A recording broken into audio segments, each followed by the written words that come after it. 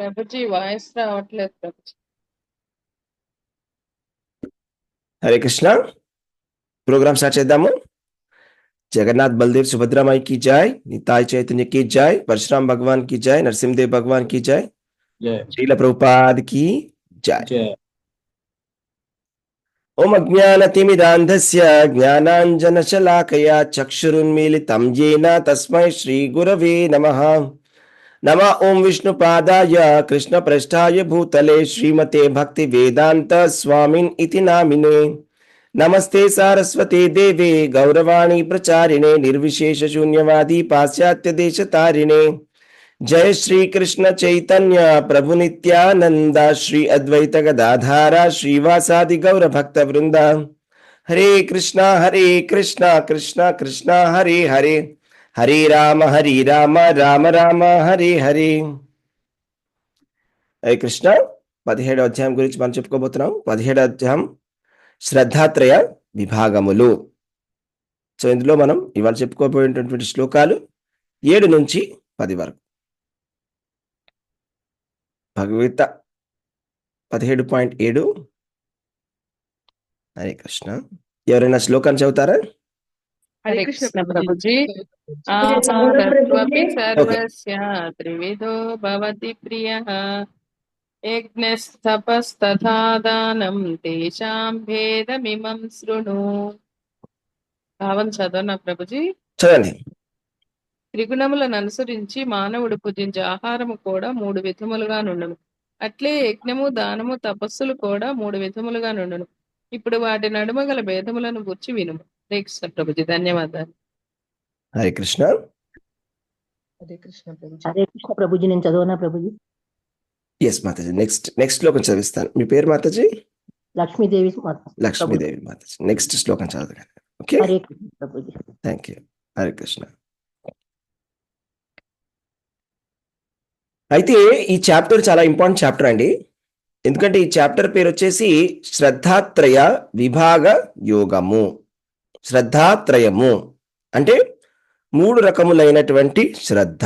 So శ్రద్ధ అంటే తెలుగులో మనం ఏం చెప్తామంటే కాన్సన్ట్రేషన్ అని చెప్తాం. కానీ ఇది ఆ శ్రద్ధ కాదు, ఇది వేరే రకమైనటువంటి శ్రద్ధ. ఇక్కడ శ్రద్ధ అంటే ఇది సంస్కృతంలో ఉన్నటువంటి శ్రద్ధ. శ్రద్ధ అంటే నమ్మకము అని అర్థం, విశ్వాసము అని చెప్పవచ్చు కరెక్ట్గా చెప్పాలంటే. అంటే అది కూడా ఆధ్యాత్మికమైన విశ్వాసం అని కూడా చెప్పవచ్చు. అంటే మనకి తెలియని దాని గురించి లేకపోతే మనకు కనిపించని విషయం గురించి ఏదైనా ఒక నమ్మకం, ఇలా చేస్తే బాగుండు అని మనకి ఒక రకమైనటువంటి విశ్వాసము, విలువలు ఏవైతే ఉంటాయి ఇవన్నీ కూడా శ్రద్ధ కిందనే మనం చెప్పవచ్చు. ఒక్కొక్కరికి ఒక్కొక్క రకమైనటువంటి శ్రద్ధ ఉంటుంది. ఒకరికి ఒక రకమైనటువంటి విశ్వాసాలు ఉంటాయి. వాళ్ళు నచ్చినటువంటి విశ్వాసాలు, వాళ్ళకు నచ్చినటువంటి విలువలు కూడా ఉంటాయి. ఆ విలువలు, ఆ విశ్వాసాలు ఏవైతే ఉన్నాయో వాటన్నిటిని కూడా కలిపి మనం ఒక్క బుక్కలో చెప్పాలంటే శ్రద్ధ అని చెప్పవచ్చు. అయితే ఈ విశ్వాసం అనేది ఏ విధంగా వస్తుంది అంటే ఎన్నో రకాలుగా వస్తుంది విశ్వాసము. అది మనం ఉన్న పరిస్థితుల బట్టి, లేకపోతే మన చుట్టూ ఉన్న వాళ్ళ చూసి కానీ, లేకపోతే మనకి స్వతహా కానీ ఒక ఇంట్రెస్ట్ అనేది మనకు ఉంటుంది. ఈ విధంగా చేస్తే కరెక్ట్గా ఉంటుంది అని మనకు ఒక విశ్వాసం అనేది ఉంటుంది. అంటే కొంతమంది భగవంతుడిని బాగా నమ్ముతారు, భక్తి చేస్తారు. చిన్నప్పటి నుంచి కూడా వాళ్ళు అందరు దేవుళ్ళకి మొక్కుతారు, రకరకాల వ్రతాలను చేస్తారు. అది ఒక రకమైనటువంటి శ్రద్ధ. కొంతమంది నాస్తికులు ఉంటారు, వాళ్ళు భగవంతుడిని నమ్మరు, వాళ్ళు వాదిస్తారు కూడా, భగవంతుడు లేడు అని వాదిస్తారు. అది కూడా ఒక రకమైనటువంటి శ్రద్ధనే. అంటే నాస్తిక వాదం కూడా ఒక రకమైనటువంటి శ్రద్ధ, అది నాస్తిక శ్రద్ధ. అయితే ఇప్పుడు ఈ శ్రద్ధ ఆస్తికులు నాస్తికులు 2 విధాలుగా చెప్పుకున్నాము. అయితే మరి ఆస్తికులు ఎవరైతే ఉన్నారో వాళ్ళందరూ కూడా ఒకటే కేటగిరీలోకి వస్తారా, వాళ్ళని ఇంకా ఫర్దర్గా మనం డివైడ్ చేయొచ్చా అనేటువంటి ప్రశ్నకి కృష్ణ భగవానుడు ఈ విధంగా చెప్పడం జరిగింది.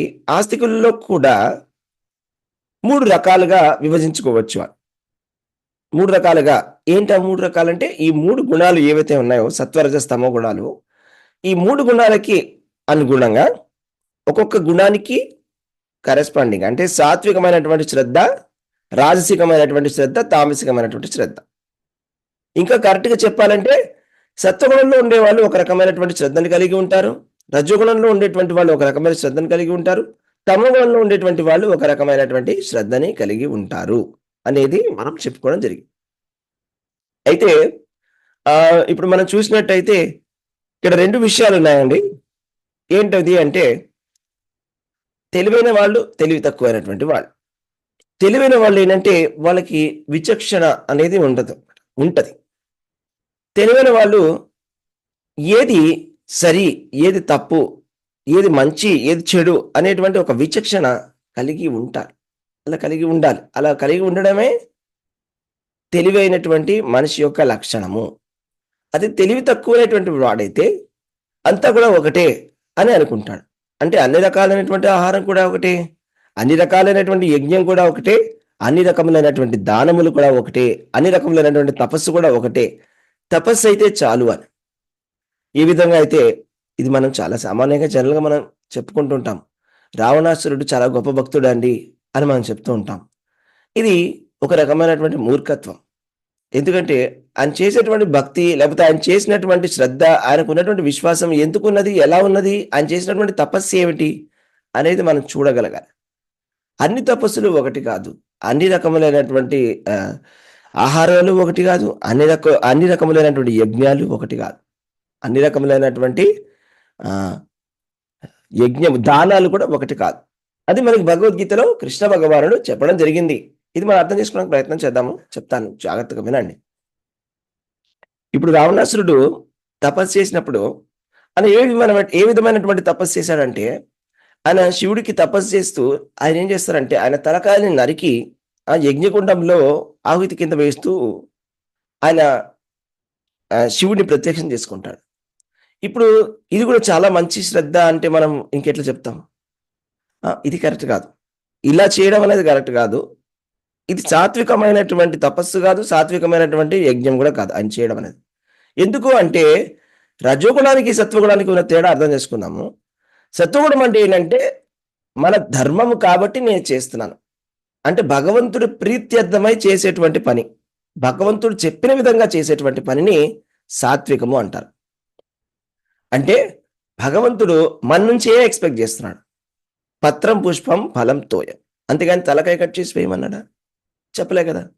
అంటే దాని అర్థం ఏంటంటే అది ఒక రకమైనటువంటి ఆయన ఆ తమస్సులో, రజస్సులో, ఆయన తమస్సులో ఆ రకమైనటువంటి గుణంలో ఉన్నాడు రావణాసురుడు. ఎందుకంటే ఆయనకు ఒక విపరీతమైనటువంటి కోరిక ఉంది.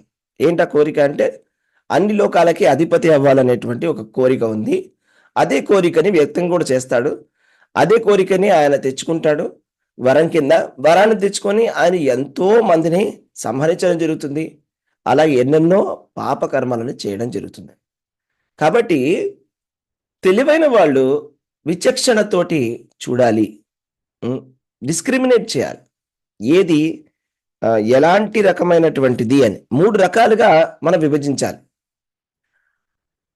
3 రకాలు అంటే సాత్వికము, రాజసికము, తామసికము. సత్వగుణంలో ఉండేటువంటి వాళ్ళు కొన్ని రకములైనటువంటి పనులకి వాళ్ళు కరెక్ట్ అవుతారు. రాజసికంగా ఉండేటువంటి వాళ్ళు కొన్ని రకములైనటువంటి యాక్టివిటీస్కి కరెక్ట్ అవుతారు. తామసికంగా ఉండేటువంటి వాళ్ళు కొన్ని రకాలైనటువంటి యాక్టివిటీస్కి కనెక్ట్ అవుతారు. కొన్ని రకములైనటువంటి ఆహారానికి కరెక్ట్ అవుతారు. కాబట్టి మనం ఏ గుణంలో ఉన్నామో మనం తెలుసుకోవాలి అంటే కనుక ఈ శ్లోకాల్లో చదివినటువంటి తాత్పర్యాన్ని చదివితే మనకి ఉన్నటువంటి గుణం ఏమిటి అనేది మనకు తెలిసి వస్తుంది. ఈ 3 గుణాలు ప్రకృతిలో కూడా ఎప్పుడు ఉన్నాయి, ఎప్పుడు ఉంటాయి.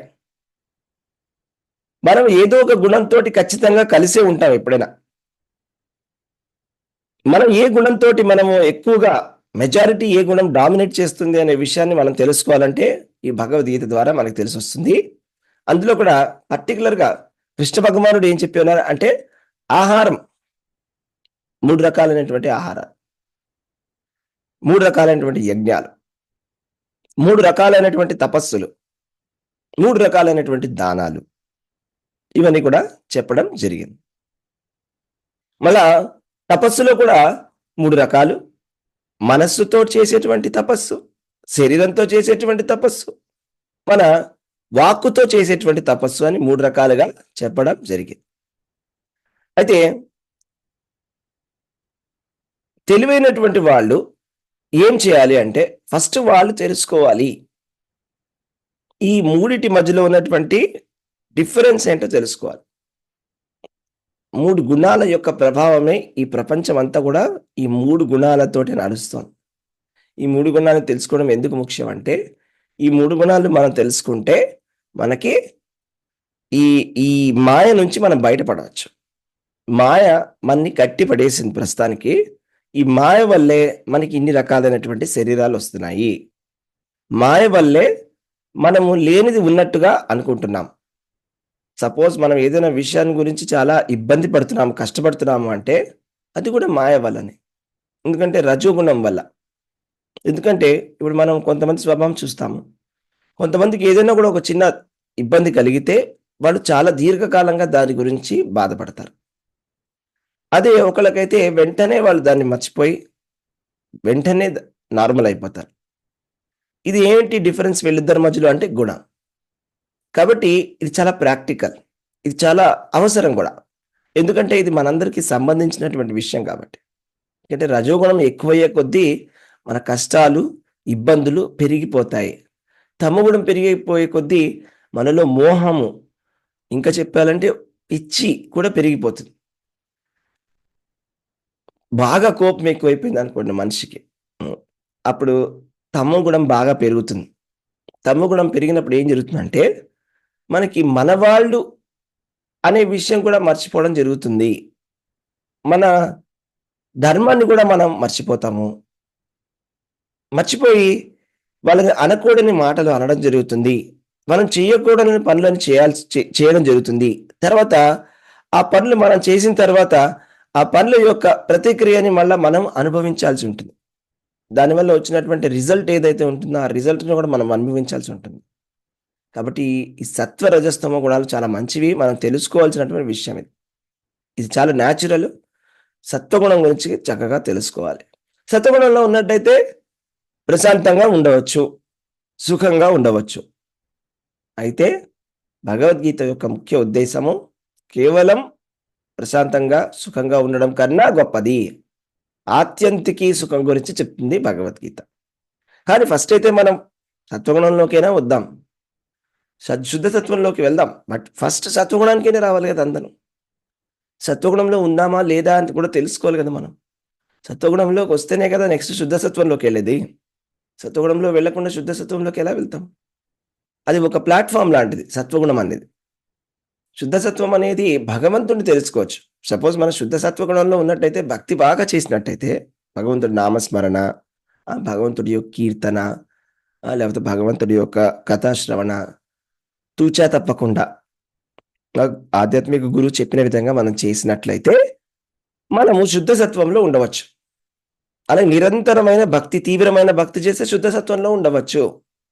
ఆ స్థలంలో మనం భగవంతుణ్ణి కూడా తెలుసుకోవచ్చు. అయితే మనం ఆ స్థలానికి వెళ్ళాలంటే కూడా ఫస్ట్ ఈ 3 గుణాల గురించి తెలుసుకోవాలి. ఈ 3 గుణాలు ఎలా దాటాలి రెండింటినీ కూడా తెలుసుకోవాలి. అయితే ఈ చాప్టర్లో, ఈ అధ్యాయంలో భగవంతుడు మనకి 3 గుణాలని ఏ విధంగా తెలుసుకోవాలి, ఈ 3 గుణాల వల్ల ఆహారాన్ని ఏ విధంగా ఉంటుంది, ఈ 3 గుణాలలో మనం ఇచ్చేటువంటి దానం ఏ విధంగా ఉంటుందని చెప్తాను. ఈ విచక్షణ చాలా అవసరం అంటే.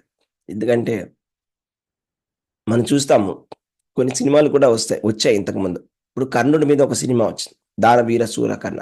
అలాగే ఒక సీరియల్ కూడా వచ్చింది, సూర్యపుత్ర కర్ణ. ఎందుకు అంటే కర్ణుడిలో ఉండేటువంటి పాజిటివ్ యాంగిల్స్ని చూపించడానికి ప్రయత్నం చేసి, కర్ణుడు చాలా మంచివాడు అని చూపించడానికి ప్రయత్నం చేశారు.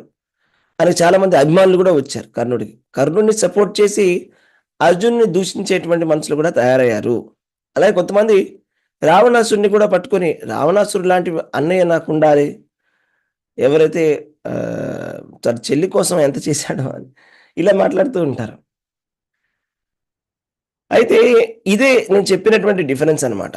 అంటే మనకి ఈ 3 గుణాలు గురించి తెలియకపోతే అప్పుడు ఇలాంటి కన్ఫ్యూజన్స్ అనేవి వస్తాయన్నమాట.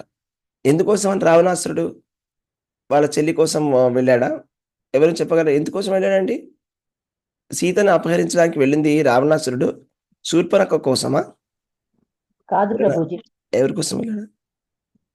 తన కోసమే మాయ చేత రాముని మోసం చేసి సీతను అపహరించాలని సీతమ్మ కోసం, సీతమ్మని అపహరించాలనేటువంటి ఉద్దేశంతో ఆయన వెళ్ళడం అనేది జరిగింది. అంతేగాని శూర్పణఖ మీద ఉన్నటువంటి ప్రేమతోటి వెళ్ళడం కాదు.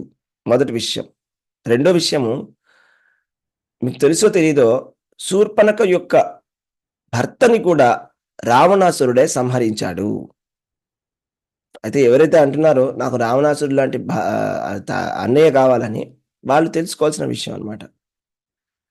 శూర్పణఖ భర్తని రావణాసురుడు చంపేస్తాడు ఒకరోజు. సో అలాంటి అన్నయ్య మంచివాడు కాదు.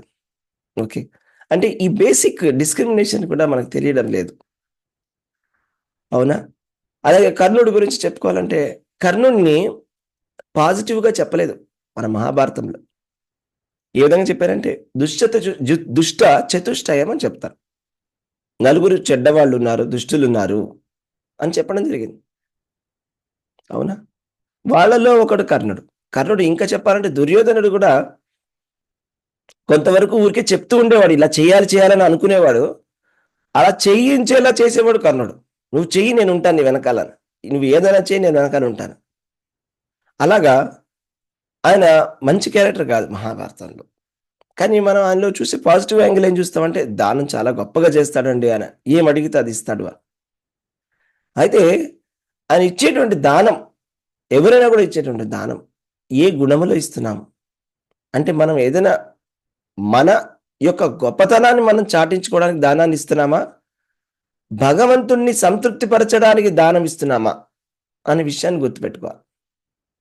అంటే కర్ణుడిచ్చే దానానికి బలి మహారాజు బలి చక్రవర్తి ఇచ్చినటువంటి దానానికి తేడా ఉంది కదా. బలి చక్రవర్తి కూడా దానం ఇచ్చాడు, కర్ణుడు కూడా దానం ఇచ్చాడు. బలి చక్రవర్తిని మనం భాగవతుడి కింద, ఒక మహాజనుడి కింద మనం పూజిస్తాం. భగవంతుడే ఆయనకి స్వయంగా ఆయన ముందు వచ్చి ప్రత్యక్షంగా ఆయన్ని పొగడడం జరిగింది. అంతేగాని కర్ణుడిని అయితే కనుక శ్రీకృష్ణ భగవానుడు దూషించడం జరిగింది, నువ్వు ఎందుకు ఈ విధంగా చేస్తున్నావు అని. కాబట్టి ఈ విచక్షణ అనేది మనలో ఉండాలి. కేవలం దానం చేసినంత మాత్రం అన్ని దానాలు ఒకటి కావు, పూజ చేసినంత మాత్రం అన్ని పూజలు ఒకటి కావు. మనం ఏ విధమైనటువంటి యజ్ఞం చేస్తున్నాము, ఎందుకు చేస్తున్నాం, పర్పస్ ఏంటి అనేది మనం తెలుసుకోవాలి. ఆహారం కూడా అన్ని రకాలైనటువంటి ఆహారం ఒకటే కాదు. ఆహారం ఒకటే. ఆహారం అంటే భాగవతంలో చెప్తారు, జీవో జీవస్య జీవనం. జీవో జీవస్య జీవనం అంటే జీవులకి జీవులే ఆహారం.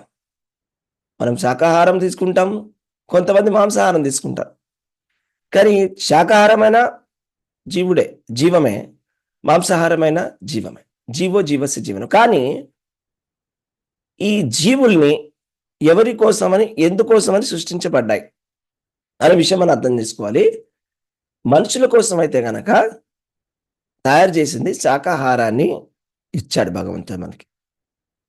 ఓకే, దానికి ప్రూఫ్ ఏంటి అంటే, మనకున్నటువంటి సైంటిఫిక్గా చెప్పాలంటే మనకున్న పేగులు కూడా ఉన్నటువంటి సైజు, ఓకే, అవి చాలా పొడుగ్గా ఉంటాయి.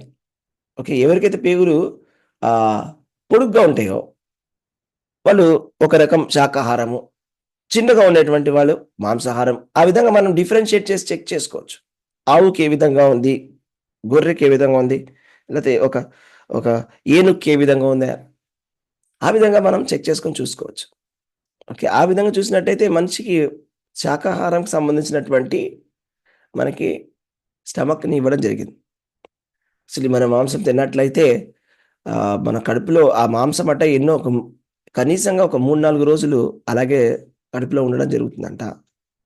ఓకే, నెక్స్ట్ శ్లోకం చదువుదాము. ఇవాళ ఆహారం గురించి తెలుసుకోబోతున్నాము పర్టికులర్గా. హరే కృష్ణ. ఇందాక మాతాజీ చదువుతా అన్నారు, లక్ష్మీ మాతాజీ. హరే కృష్ణ ప్రభుజీ. చదవండి. ఆయుస్సత్వ బలారోగ్య సుఖ ప్రీతి వివర్ధన రష్యా స్నిగ్ధా స్థిరా హృద్య ఆహార సాత్విక ప్రియా.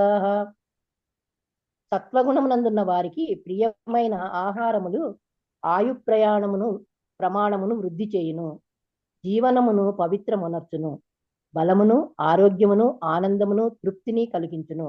అట్టి ఆహారములు రసవంతములను, రుచికరములను, ఆరోగ్యకరములను, హృదయ ప్రీతికరములను అయి ఉండును. హరే కృష్ణ ప్రభు. ధన్యవాదాలు. హరే కృష్ణ, ధన్యవాదాలు. సత్వగుణంలో ఉండేటువంటి వాళ్ళు ఇష్టపడేటువంటి ఆహారాలు ఏమిటి అంటే ఆయు ప్రమాణాన్ని వృద్ధి చేసేటువంటివి. ఆయు సత్వ, ఆయుస్సత్వ, బల, ఆరోగ్య, సుఖప్రీతి వివర్ధన. మనకి బలాన్ని ఇచ్చేటువంటి భోజనం ఏదైతే ఉందో అది సాత్వికమైన భోజనం. ఆరోగ్యాన్ని పెంచేటువంటి భోజనం ఏదైతే ఉందో అది మంచిది. మీరు మనకి డాక్టర్లు కూడా చెప్తారండి, ఒక ఏజ్ దాటిన తర్వాత లేకపోతే ఎవరికైనా కూడా ఆరోగ్యం లేకపోతే వాళ్ళు కూడా చెప్తారు, మీరు శాకాహారం మాత్రమే తీసుకోండి, మీ ఆరోగ్యం బాగుంటుంది, మాంసాహారం తీసుకోకండి అని.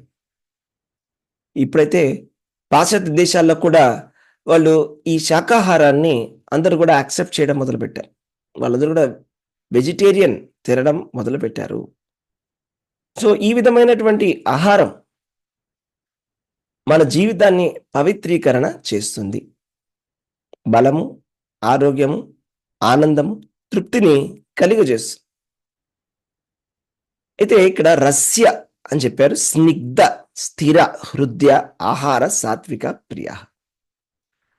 రస్యమైనటువంటి భోజనము అంటే ఇప్పుడు మీరు ఏదైనా ఒక ఫ్రూట్ని తీసుకొని మిక్సీలో పెట్టారంటే దాని నుంచి రసం అనేది వస్తుంది, అందులో రసం ఉన్నదనమాట, జ్యూసీ. స్నిగ్ధ అంటే మీరు ఏదైనా కూడా ఒక పప్పులని, వేరుశనక్కాయలని మీరు కనుక మిక్సీలో పెడితే కనుక బాగా మిక్సీ పెడితే దానిలోంచి నూనె వస్తుంది, పప్పు నూనె, అది స్నిగ్ధ. అంటే అందులోపల కొద్దిగా ఆయిలీగా ఉంటుంది అనమాట లోపల ఆ వేరుశనక్కాయలు. అలాగా స్నిగ్ధ, డ్రైగా ఉండకుండా ఉండాలి అనేది మెయిన్ పాయింట్ ఇక్కడ. హృదయానికి ప్రీతికరమైనటువంటిది. ఇలాంటి ఆహారం తీసుకుంటే మన ఆరోగ్యానికి చాలా మంచిది. ఓకే, సో ఇలాంటి ఆహారాన్ని తీసుకుంటే కనుక మన ఆయుష్ పెరుగుతుంది, మన ఆయుష్ పెరుగుతుంది, మనకి బలం కూడా పెరుగుతుంది, ఆరోగ్యం కూడా పెరుగుతుంది, సుఖంగా ఉండవచ్చు, చాలా సంతృప్తిగా ఉండవచ్చు. అయితే కేవలం శాకాహారం తింటే సరిపోదు, ఆ శాకాహారం కూడా అది భగవంతుడికి నివేదించి మనం తీసుకోవాలి.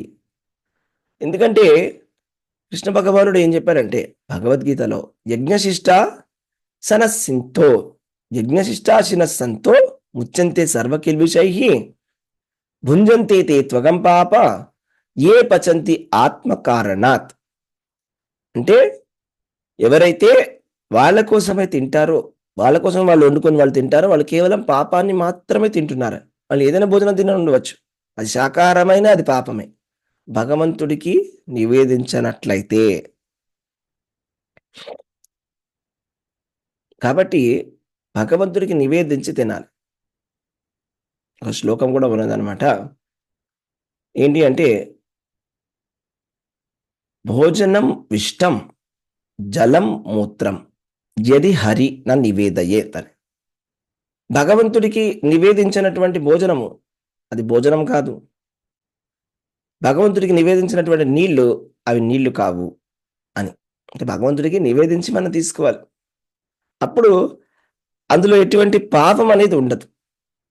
భగవంతుడికి మనం అర్పించి నివేదించి దాన్ని మనం ప్రసాదంగా తీసుకున్నట్లయితే అందులో ఎటువంటి పాపం అనేది ఉండదు. అలాగని చెప్పేసి మనము మాంసాహారాన్ని భగవంతుడికి అర్పించకూడదు. ఓకే, ఎందుకంటే చాలా మంది ఈ ప్రశ్న అడుగుతుంటారు, మాంసాహారం తినవచ్చని కొంతమంది ప్రవచనకర్తలు చెప్తున్నారండి, రాముల వారు కూడా తిన్నారండి, ఇట్లాంటి మాటలన్నీ మాట్లాడుతుంటారు. అది చాలా సిలీ క్వశ్చన్. ఎందుకంటే శాస్త్రాలలో ఎప్పుడు కూడా హింసని వాళ్ళు ఎంకరేజ్ చేయరు.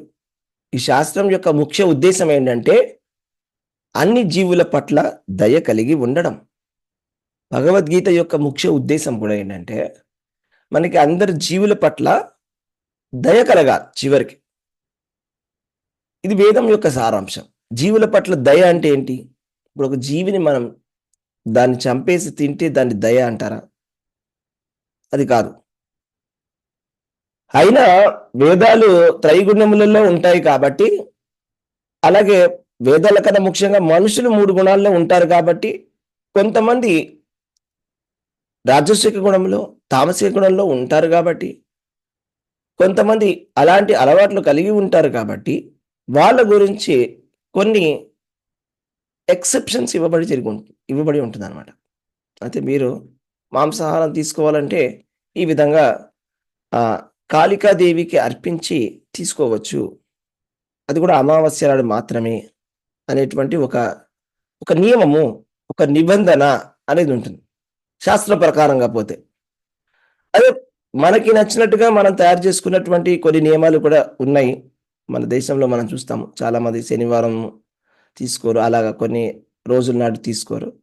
అది శాస్త్రాల్లో చెప్పారో లేదో నాకు తెలిసినంత వరకు లేదు. ఎక్కడైనా ఉండవచ్చేమో. నాకు తెలిసినంత వరకైతే లేదు. నాకు తెలిసినంత వరకు 2 నియమాలైతే ఉన్నాయి. ఒకటేంటంటే యజ్ఞములలో బలి ఇచ్చినటువంటి యజ్ఞ పశువుని వాళ్ళు ఒకప్పుడు తీసుకునేవాళ్ళు అని కొంతమంది చెప్తారు. అలాగే ఇది మన ఇప్పుడు కాళికాదేవికి బలి కింద ఇచ్చి తీసుకునేవాళ్ళు అమావాస్య నాడు అని కూడా చెప్పి ఉన్నారు. అంటే దీని కూడా ఉద్దేశ్యం ఏంటంటే అందరూ కూడా ప్రతిరోజు అలాగే చేయాలని కాదు. అమావాస్యకి అంటే ఉద్దేశ్యం ఏంటంటే మాంసాహారం తినేటువంటి అలవాటు ఉన్నవాళ్ళు ఈ రూల్స్‌ని చూసి అబ్బా! ఇంత ఇబ్బంది పడాలా? సర్లే అసలు తీసుకోకపోతేనే మంచిది గదా! అని ఒక కంక్లూజన్‌కొస్తారనే ఉద్దేశంతోటే ఈ విధమైన రూల్స్ చెప్పారే గానీ, ఇంకా తినాలి అనేటువంటి రూల్స్ ఉద్దేశంతోటి కాదు. ఆ విషయం మనం అర్థం చేసుకోవాలి. ఎందుకంటే ఒక ఆహ్, శ్లోకం కూడా ఉందన్నమాట. అది ఏంటంటే బుద్ధుడి గురించి చెప్పినప్పుడు. హ్మ్. నిందసి యజ్ఞ విదే రహః శృతి జాతం. హ్మ్. సదయ హృదయ దర్శిత పశుఘాతం కేశవధృత బుద్ధ శరీర జయ జగదీశ హర్య. అంటే మన భారతదేశం అంతా కూడా ఒక సమయంలో ఒక కబేళా కింద మారిపోయిందంట. ఇప్పుడు 3000 సంవత్సరాల కిందట. అంటే దాని అర్థం ఏంటంటే మన వాళ్ళు ఎలాగంటే ఎప్పుడైనా కూడా ఒక రూల్ చెప్పారంటే, ఆ రూల్‌ని ఏ విధంగా ఎక్స్‌ప్లాయిట్ చేయాలని ఆలోచిస్తారు.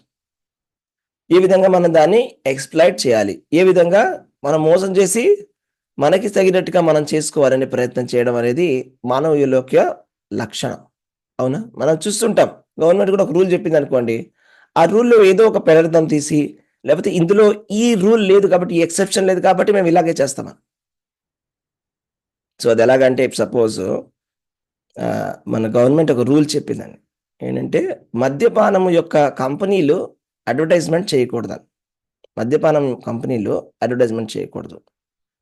వాళ్ళేం చేస్తారంటే మద్యపానం కంపెనీలు, వాళ్ళు నీళ్ళ బిజినెస్ స్టార్ట్ చేసి, అదే లేబులేసి, అదే కంపెనీ పేరు పెట్టి అడ్వర్టైజ్‌మెంట్ చేస్తారు.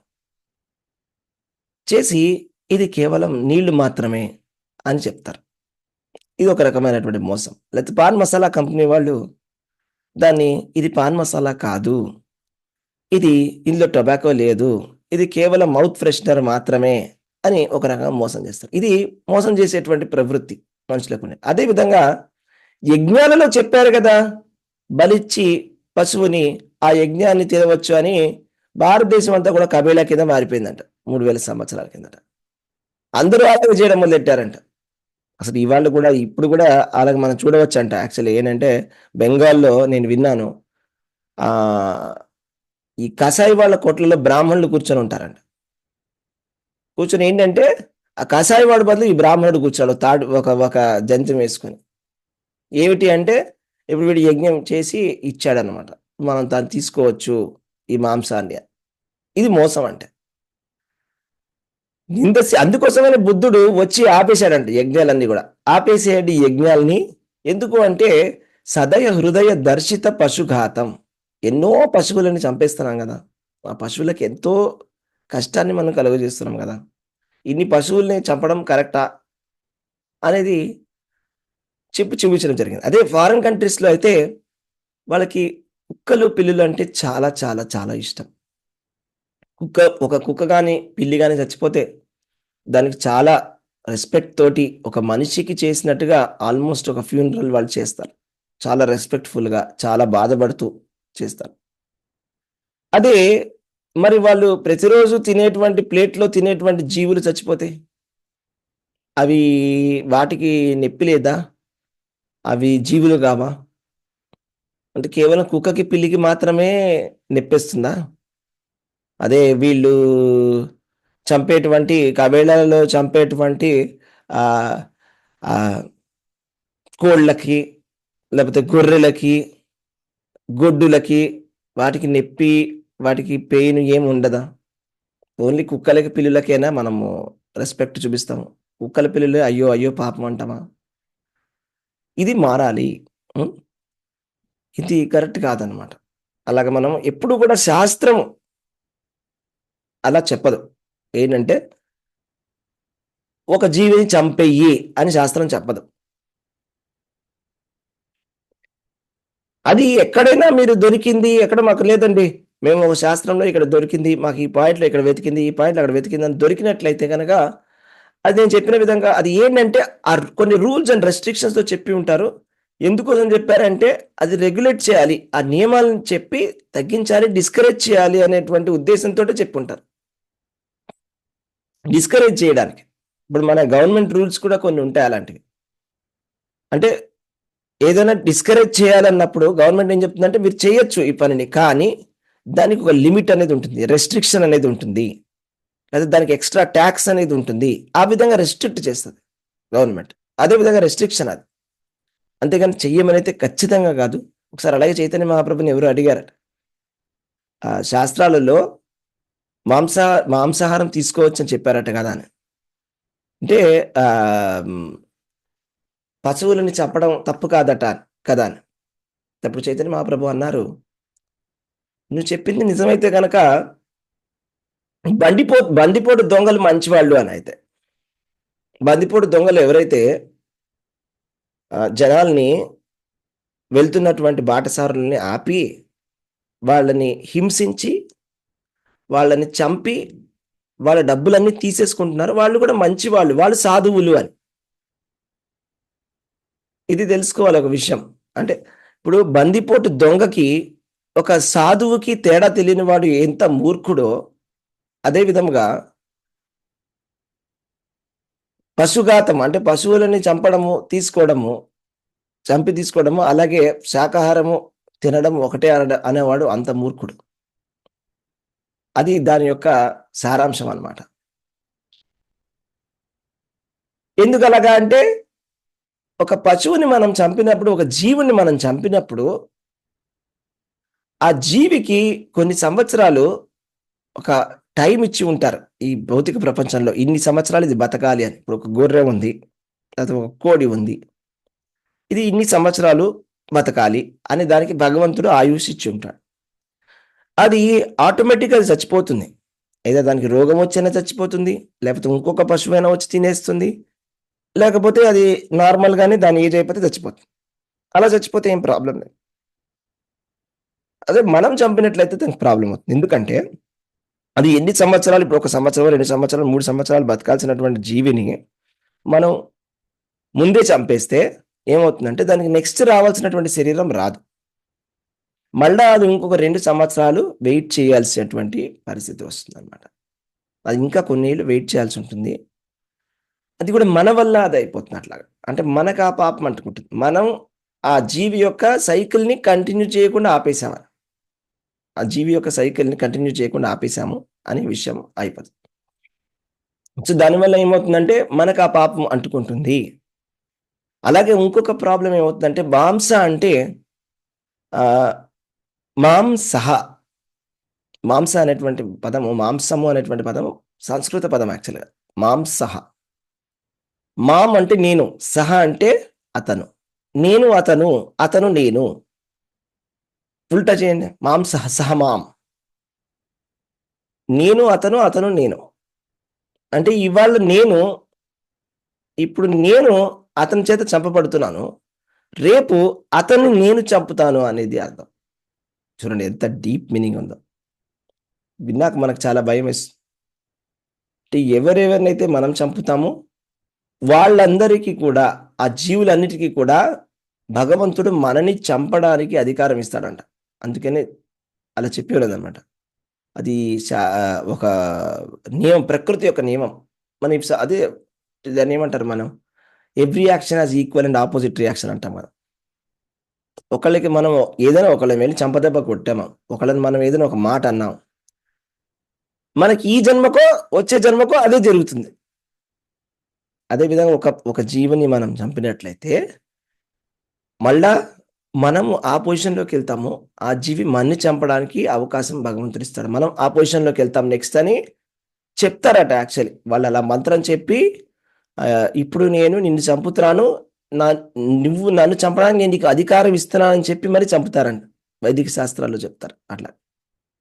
సో కాబట్టి ఈ మాంసాహారాన్ని తీసుకోకూడదు, శాకాహారాన్ని తీసుకోవాలి. శాకాహారం ఎన్నో గ్రెయిన్స్ ఉన్నాయి, ఎన్నో నవధాన్యాలు ఉన్నాయి. పాలతోటి కూడా చాలా మంచి మంచి భోజనం చేయవచ్చు. చాలా మందికి డౌట్ వస్తుంది, బలం సరిపోతుందా లేదా అని. ఏనుగు శాకాహారి, కానీ చాలా బలం ఉంది కదా ఏనుగుకి, అవునా? ఏనుగు చాలా బలం. కొంతమంది డౌట్ వస్తుంది, ప్రోటీన్ సరిపోతుందా అని. ప్రోటీన్ కూడా సరిపోతుంది, అట్లాంటి ప్రాబ్లం ఏం లేదు. ప్రోటీన్స్ ఎన్నో రకరకాలైనటువంటి ప్రోటీన్స్ కూడా ఉంటాయి శాకాహారంలో. అయితే మరి ఇంకొక వచ్చే ప్రశ్న ఏంటంటే, మరి మీరు చెట్టును కూడా చంపేస్తున్నారు కదా, అవునా?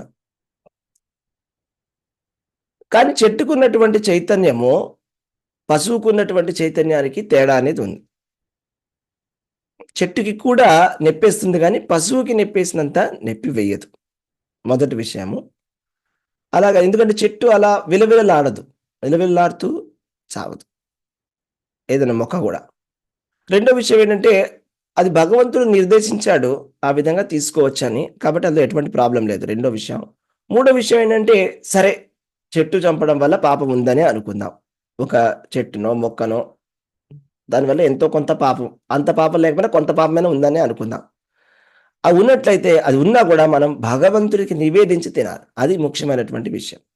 భగవంతుడికి నివేదించకుండా తిన్నటువంటి ఆహారం శాకాహారమైనా కూడా అది అందులో పాపం అనేది ఉంటుంది. ఓకే, సో అది సాత్వికమైనటువంటి ఆహారంలో ఈ విషయాలన్నీ కూడా మనం తెలుసుకోవాలి. ఒక మంచి చక్కటి హెల్తీ ఫుడ్, సాత్వికమైన ఆహారం తీసుకోవాలి. ఎందుకంటే దానివల్ల చాలా బెనిఫిట్స్ అనేవి ఉంటాయన్నమాట.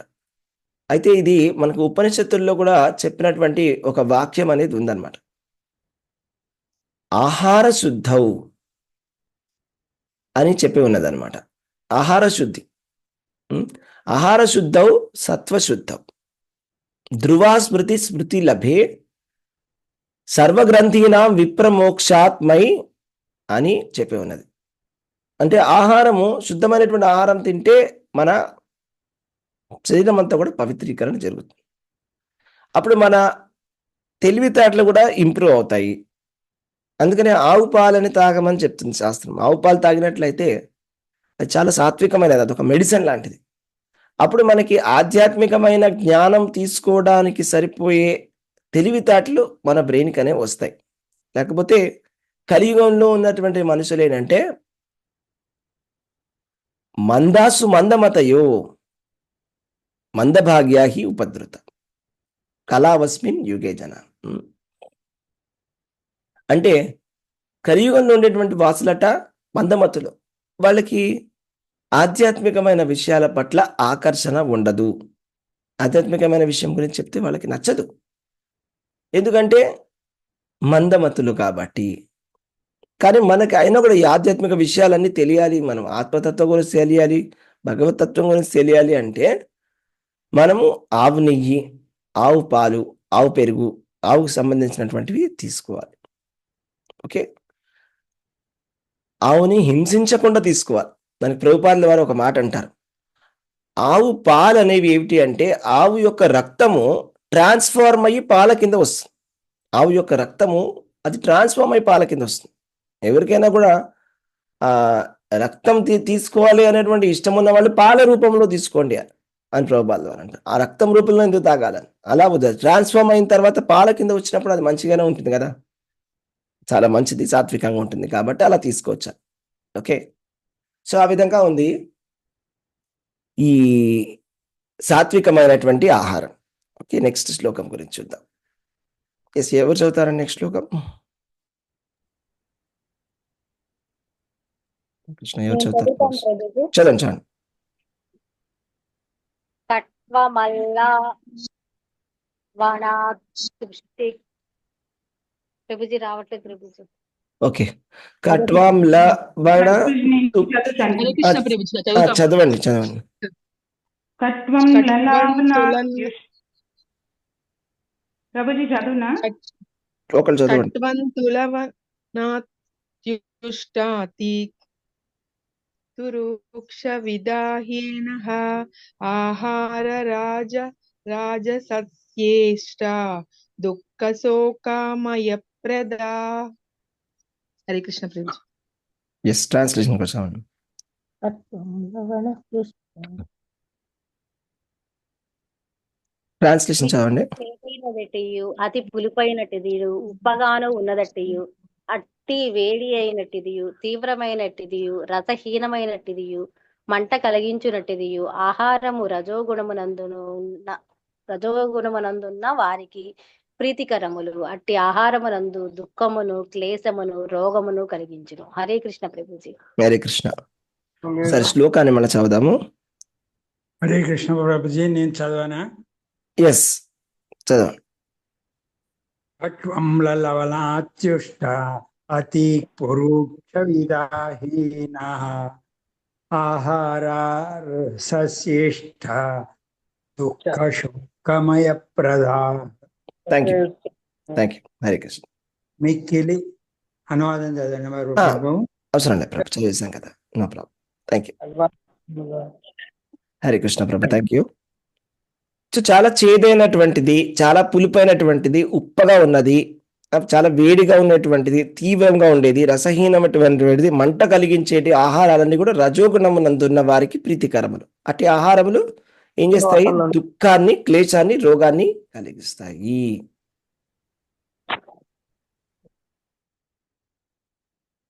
అంటే రాజసికమైనటువంటి గుణంలో ఉండేవాళ్ళు ఇష్టపడేటువంటి ఆహారం ఏ విధంగా ఉంటుంది అంటే చాలా ఎక్కువగా చేదుగా ఉండేది, ఎక్కువగా పుల్లగా ఉండేది ఇష్టపడతారు, ఉప్పుగా ఉండేది ఇష్టపడతారు, వేడిగా ఉండేది, తీవ్రముగా ఉండేది, తీక్ష్ణముగా, తీవ్రముగా, రసహీనము అంటే ఎండిపోయి డ్రైగా ఉండడం, మంట కలిగించేటటువంటిది, చాలా మంట మనకి తిన్నప్పుడు మంటగా అనిపించేది ఆహారము రజోగుణంలో ఉన్నటువంటి వారికి ప్రీతికరములు. ఇలాంటి ఆహారం తింటే ఏమవుతుందంటే దుఃఖం కలుగుతుంది, క్లేశము కలుగుతుంది, రోగం కలుగుతుంది అని చెప్తున్నారు. దుఃఖ శోక అమయ ప్రద. అమయ అంటే రోగం అని, అంటే రోగాలు కలుగుతాయి అన్నమాట. ఫ్యూచర్లో రోగాలు కలుగుతాయి. తినేటప్పుడు దుఃఖం కలుగుతుంది, తిన్న తర్వాత క్లేశం కలుగుతుంది. తినేటప్పుడు మండుతూ ఉంటుంది. ఇప్పుడు చాలా కారంగా ఉన్న తిన్నప్పుడు నోరంతా మండిపోతుంటుంది. తిన్న తర్వాత ఇబ్బందిగా ఉంటుంది. తర్వాత కొన్ని రోజుల తర్వాత అది రోగం కింద మారిపోతుంది. ఓకే. సో కాబట్టి చాలా జాగ్రత్తగా భోజనం తీసుకోవాలన్నమాట. సాత్వికమైన ఆహారాన్ని తీసుకోవడానికి ప్రయత్నం చేయాలి. ఓకే, సాత్వికమైన ఆహారాన్ని తీసుకోవడానికి ప్రయత్నం చేయాలి. అదేవిధంగా సాత్వికమైన ఆహారం కూడా తీసుకోవాలి. అలాగని చెప్పేసి సరే అయితే ఆయుర్వేదం ప్రకారం స్వీట్ చాలా మంచిది, మధురం ఉత్తమం అని చెప్తారు. అలాగని చెప్పేసి మనం స్వీట్ తింటూ ఉంటే అది కూడా రోగానికి కారణం అవుతుంది. అవునా? మధుమేహం రోగం వస్తుంది సపోజ్ బాగా స్వీట్లు ఎక్కువగా తింటే. సో సాత్వికమైన ఆహారాన్ని కూడా తీసుకోవాలి, వ్యాయామం కూడా చేయాలి. కేవలం సాత్వికమైన ఆహారం తీసుకుంటే సరిపోదు, వ్యాయామం అనేది కంపల్సరీగా చేయాలి. ఇవన్నీ కూడా ఆయుర్వేదంలో ఉన్నటువంటి నియమాలు అన్నమాట. వ్యాయామము ఏ విధంగా చేయాలి అని ఆయుర్వేదం చెప్తుంది. ఎక్కువగా సుఖంగా ఉండడం వల్ల, ఎక్కువగా మన శరీరాన్ని చాలా ఎక్కువగా సుఖం ఇచ్చేసాం అనుకోండి, అంటే మనం నడకలేదు, వాకింగ్ చేయట్లేదు, ఏది ఎక్సర్సైజ్ చేయట్లేదు, అప్పుడు కూడా రోగం వస్తుంది. కాబట్టి ఎక్కువగా సుఖము, ఎక్కువగా పడుకోవడం కూడా, పగటిపూట పడుకోవడం అనేది కూడా మంచిది కాదు. ఓకే, పెద్దవాళ్ళు, ఏజ్ అయిన వాళ్ళు, చిన్నపిల్లలు, గర్భవతులు పడుకోవచ్చు, కానీ పొద్దున పూట పడుకోకూడదు. మధ్యాహ్నం భోజనం తిన్న తర్వాత ఒక అరగంట పడుకోవచ్చు. తిన్న తర్వాత బాగా హెవీగా తిన్నట్లయితే ఒక అరగంట వరకు పడుకోవచ్చు, కానీ అంతకన్నా ఎక్కువసేపు పడుకోవడం అనేది కరెక్ట్ కాదు. దానికి కూడా ఎన్నో నియమాలు అన్నీ ఉంటాయి, ఆయుర్వేద నియమాలు అనమాట. ఇదంతా కూడా ఆయుర్వేదానికి సంబంధించింది. ఎందుకంటే భగవద్గీత వైదిక గ్రంథము, ఆయుర్వేదం కూడా అది ఉపవేదం, అందులో ఉపవేదం అది. అందులో వేదంలో భాగమే ఆయుర్వేదం కూడా. సో కాబట్టి ఆయుర్వేదంలో చాలా విషయాలు కూడా ఉన్నాయన్నమాట. ఏ విధమైనటువంటి భోజనం తినాలి, ఎన్ని గంటలకు లేవాలి, ఒక్కొక్క ఋతువులో ఏ విధమైనటువంటి ఆచారం మనం పాటించాలి అని కూడా చాలా డీటెయిల్గా ఉంటుంది. అంత డీటెయిల్స్ మనం ఎంతవరకు పాటించగలమో మనం పాటించడానికి ప్రయత్నం చేయొచ్చు. కొంతమంది పాటిస్తారు, కొంతమందికి చాలా ఎక్కువగా అనిపిస్తుంది. కానీ అయినా కూడా అందులో ఉండే మంచి పాయింట్స్ని, మనకి సంబంధించిన పాయింట్స్ని మనం తీసుకోవచ్చు. ఎలాంటి ఆహారాలు తీసుకోకూడదు, విరుద్ధ ఆహారం అని ఒక ఆహారం ఉంటుంది. విరుద్ధం అంటే 2 రకాలు కలిపి తీసుకోకూడదు. మనకి చాలామంది ఈ విషయం తెలియదు. రాత్రిపూట పెరుగు తినకూడదని ఆయుర్వేదంలో చెప్పి ఉన్నది. కానీ తెలుగు వాళ్ళకి చాలా హ్యాబిట్ ఏంటంటే రాత్రిపూట పెరుగు తినడం అనేది, తినకపోతే అసలు కడుపు నిండదు, అది అలవాటైపోయి ఉంటుంది. చాలామందికి ఈ విషయం తెలియదు. కానీ ఇది ఆయుర్వేదంలో చెప్పారు, రాత్రిపూట పెరుగు తినకూడదు. రాత్రిపూట పెరుగు తింటే గనక అది మంచిది కాదట. రాత్రికి మంచిది కాదు. మధ్యాహ్నం తీసుకోవచ్చు, మీరు మజ్జిగ రూపంలో తినవచ్చు. పెరుగు కావాలి తప్పదు, మాకు అలవాటు ఉందంటే మజ్జిగలాగా చేసుకొని మజ్జిగ తీసుకోవచ్చు, మజ్జిగ మంచిది. అంతేగాని పెరుగు చాలా డేంజర్, అందులో కఫదోషం అనేది ఉంటుంది అని చెప్తారనమాట పెరుగుకి. చాలా జాగ్రత్తగా ఇవన్నీ కూడా తెలుసుకోవాలి విషయాల్ని. ఓకే, సో ఎక్కువగా కారంగా ఉన్నటువంటి భోజనాలు తింటే కూడా ఎక్కువగా కారం కూడా ఎక్కువగా ఇష్టపడతారు. కారం కూడా చాలా ఎక్కువగా తినడం అనేది మంచిది కాదు భగవద్గీత ప్రకారము. అలాంటి ఆహారము దుఃఖాన్ని, క్లేశాన్ని, రోగాన్ని కూడా కలిగింప చేస్తుంది. ఓకే, సో ఇంకా డీటెయిల్గా మనం ఎప్పుడైనా సెపరేట్ సెషన్లో మనం మాట్లాడుకోవచ్చు. ఓకే, హరే కృష్ణ. నెక్స్ట్ శ్లోకం చూద్దాం.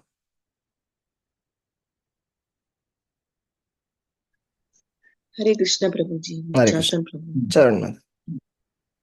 యాతయామం గతరసం పూతి పర్యుషితం చయత్ ఉచ్ఛిష్టమపి చామేద్యం భోజనం తామస ప్రియం.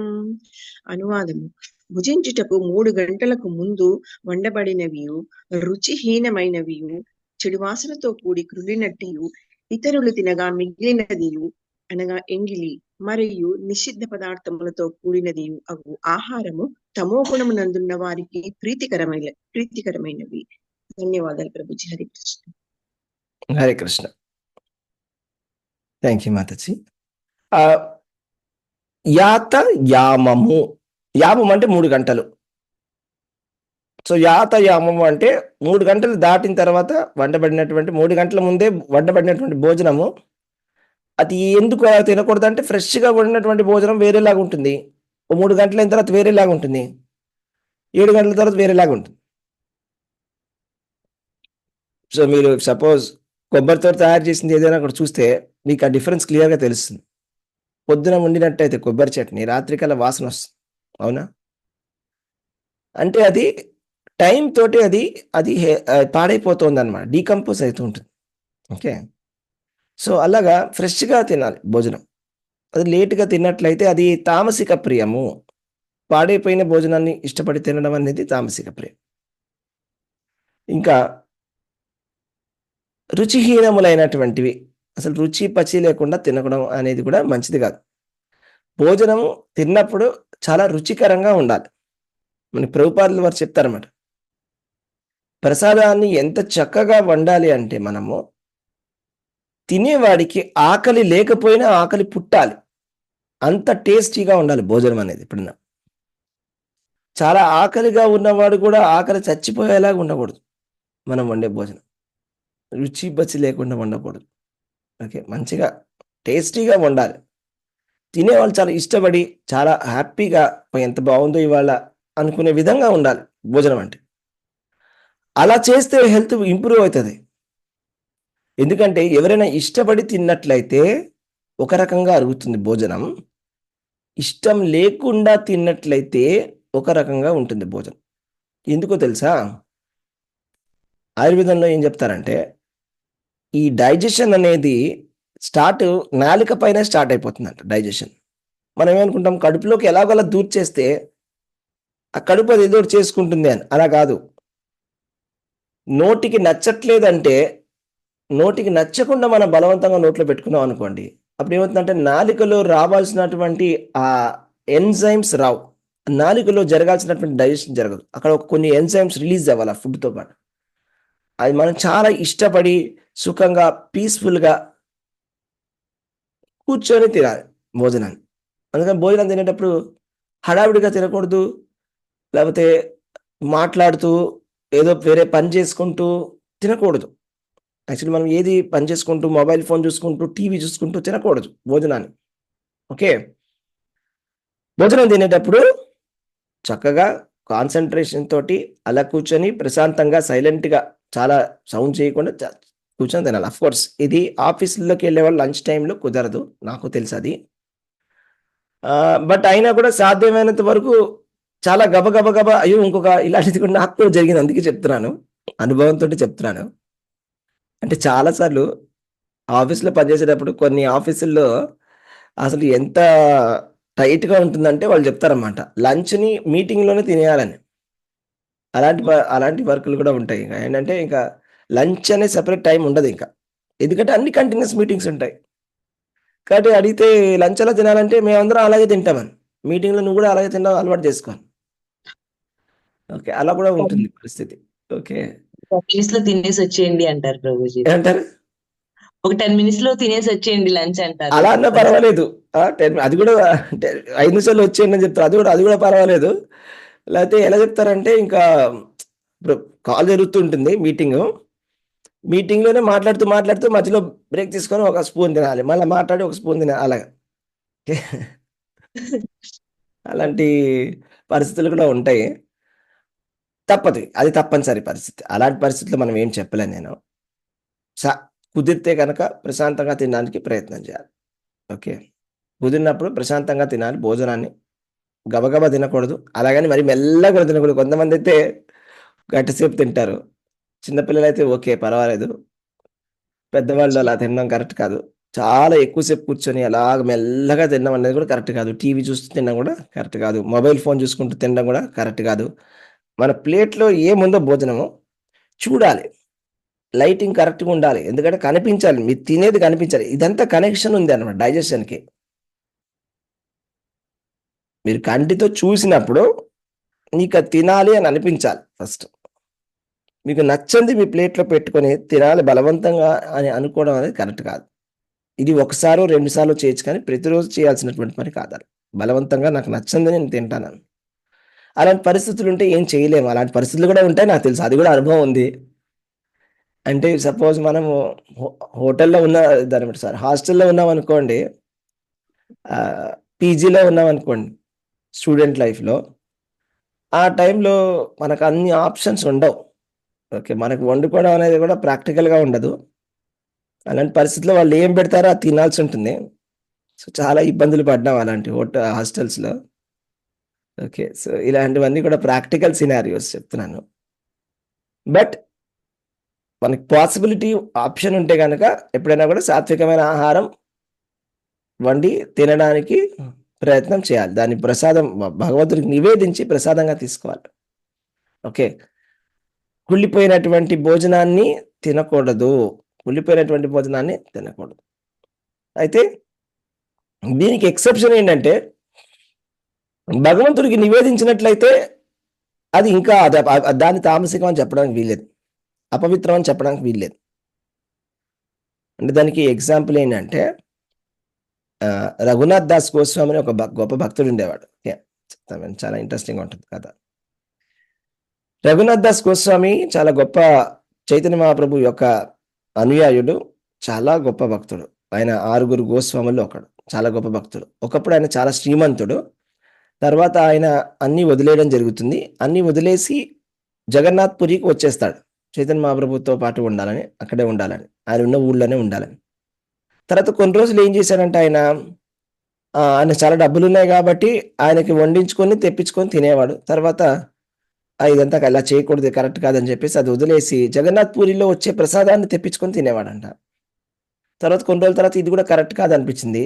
తర్వాత ఏం చేశారంటే సరే అని పూరి జగన్నాథ్ బయట కూర్చొని ఎవరైనా ఫ్రీగా ఇస్తే తీసుకొని తినేవాడంట. కొన్ని రోజుల తర్వాత ఇది కూడా కరెక్ట్ కాదనిపించింది ఆయనకి. తర్వాత పూరి జగన్నాథ్లో ప్రసాదం మిగిలిపోతుంది కదా. అందరూ తినేసిన తర్వాత మిగిలిపోయిన ప్రసాదము వాళ్ళు ఇంకా ఒక చోట పెట్టేస్తారు అట్లా.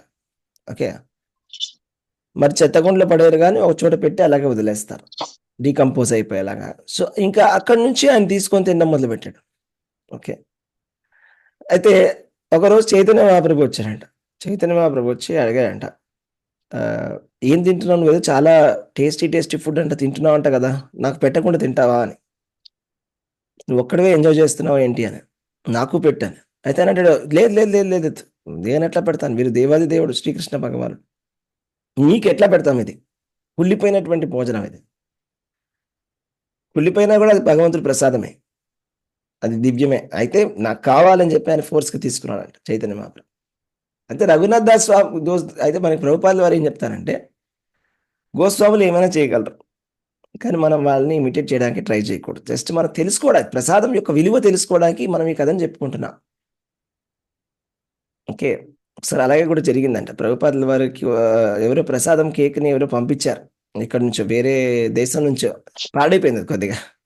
పాడైపోతే ప్రభుపాదుల వారు చెప్పారంటే తినాలి అని. అందరు తినేశారు. తిన్న తర్వాత అందరికి కూడా పొట్టపాడైంది అనమాట. పొట్టపాడైన తర్వాత ఏదో మెడిసిన్ వేసుకున్నారు, ఏదో చేసుకున్నారు, రిపేర్ అయిన తర్వాత ప్రసాదం యొక్క ఇంపార్టెన్స్ తెలియజేయడానికి గురువు అట్లా చేయించి ఉంటారు అప్పుడైనా ఎప్పుడైనా. కానీ జనరల్గా ప్రభుపాదుల వారు చెప్పే విషయం ఏంటంటే, మనం ఈ గోస్వాముల్ని ఇమిటేట్ చేయకూడదు, డేంజరస్. ఎందుకంటే గోస్వాములు చాలా చాలా గొప్పవాళ్ళు. వాళ్ళు ఆ 6 గోస్వాములు వాళ్ళు రాత్రిపూట కేవలం 2 గంటలే పడుకునేవాళ్ళు. వాళ్ళు ఎంతో తీవ్రమైనటువంటి భక్తి చేసేవాళ్ళు. మనం వాళ్ళని ఇమిటేట్ చేస్తే మన హెల్త్ పాడైపోతుంది. లేకపోతే వాళ్ళు తిన్న విధంగా భోజనం నేను ఉంటాను, వాళ్ళు ఏ విధంగా ఉన్నారో నేను ఉంటాను. వాళ్ళు చెట్ల కింద ఉండేవాళ్ళు. ఒక చెట్టు ఇవాళ రాత్రి ఉంటే రేపు రాత్రి మళ్ళీ ఆ చెట్టు కింద ఉండరు, ఇంకో చోటుకి వెళ్ళిపోతారు. సో వాళ్ళలాగా నేను ఉంటానని వాళ్ళని ఇమిటేట్ చేయకూడదు. మనం పెద్ద పెద్ద గొప్ప వాళ్ళని మనం ఇమిటేట్ చేయకూడదు. అలాగైతే శివుడు హాలాహలం కూడా తీసుకుంటాడు, మనం తీసుకోగలమా? తీసుకోలేం కదా. అదేవిధంగా గొప్ప వాళ్ళని ఇమిటేట్ చేయకూడదు. జస్ట్ వాళ్ళ అడుగుజాడల్లో నడవాలంతే. అంటే మనం తెలుసుకోవాలి, అంటే ప్రసాదము భగవంతుడికి నివేదించిన తర్వాత సాధ్యమైనంత వరకు వేస్ట్ చేయకూడదు, వండడం కూడా ఎక్కువగా వండకూడదు. లేకపోతే ఎవరికైనా ఇవ్వగలిగితే వాళ్ళకి ఇప్పించి వాళ్ళకి తినిపించేసి అయిపోతుంది. ఎవరైనా తీసుకునే వాళ్ళు ఉంటే తీసుకుంటే మంచిది. లేకపోతే చాలాసార్లు ఏం చేస్తారు, ఆవుకు పెడుతుంటారు, అలా కూడా పెట్టవచ్చు. బట్ పడేయకుండా ఉండడానికి మ్యాక్సిమం ప్రయత్నం చేయాలనే విషయం గుర్తుపెట్టుకోవాలి, ఇది ఇంపార్టెంట్. అంతేగాని మనం కుళ్ళిపోయినా కూడా మీరు రఘునాథ్ దాస్ గోస్వామిలా తినండి అని చెప్పడం నా ఉద్దేశం కాదు. ఓకే, జస్ట్ మనం తెలుసుకోవడం ప్రసాదం యొక్క గొప్పతనం. మనం ఎప్పుడు కూడా ప్రసాదాన్ని వేస్ట్ చేయకూడదు, అలాగే పడేయకూడదు. చాలా ఎక్కువగా వండేసి మనం అలా పడేయకూడదు, అది కూడా తప్పు అని మనం బాధపడాలి. ఎందుకంటే ప్రసాదానికి కృష్ణుడికి ఎటువంటి తేడా లేదు.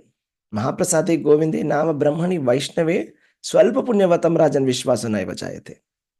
అంటే పుణ్యం లేని వాడికి మహాప్రసాదం పట్ల, లేకపోతే గోవిందుడి యొక్క నామం పట్ల, లేకపోతే వైష్ణవ భక్తుల పట్ల నమ్మకం ఉండదంట పుణ్యం లేనివాడికి.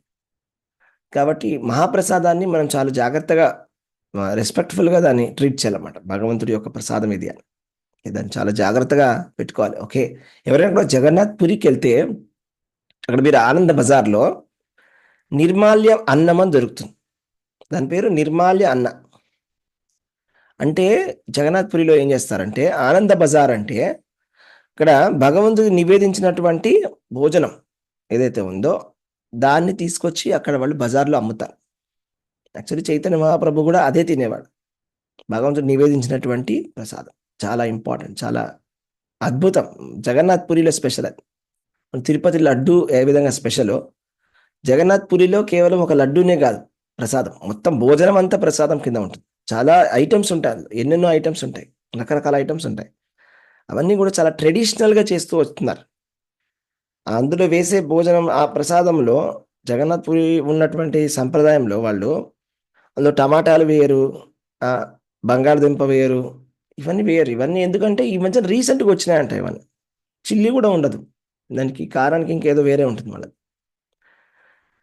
ఇదంతా కూడా మన భారతదేశము, యూరోపీయ దేశాలు ఇవన్నీ కూడా ట్రేడ్ ఎన్నో వందల సంవత్సరాల నుంచి నడుస్తుంది. కాబట్టి వాళ్ళ క్రాప్స్ని, వాళ్ళ వెజిటేబుల్స్ని మనం అడాప్ట్ చేసుకున్నాం.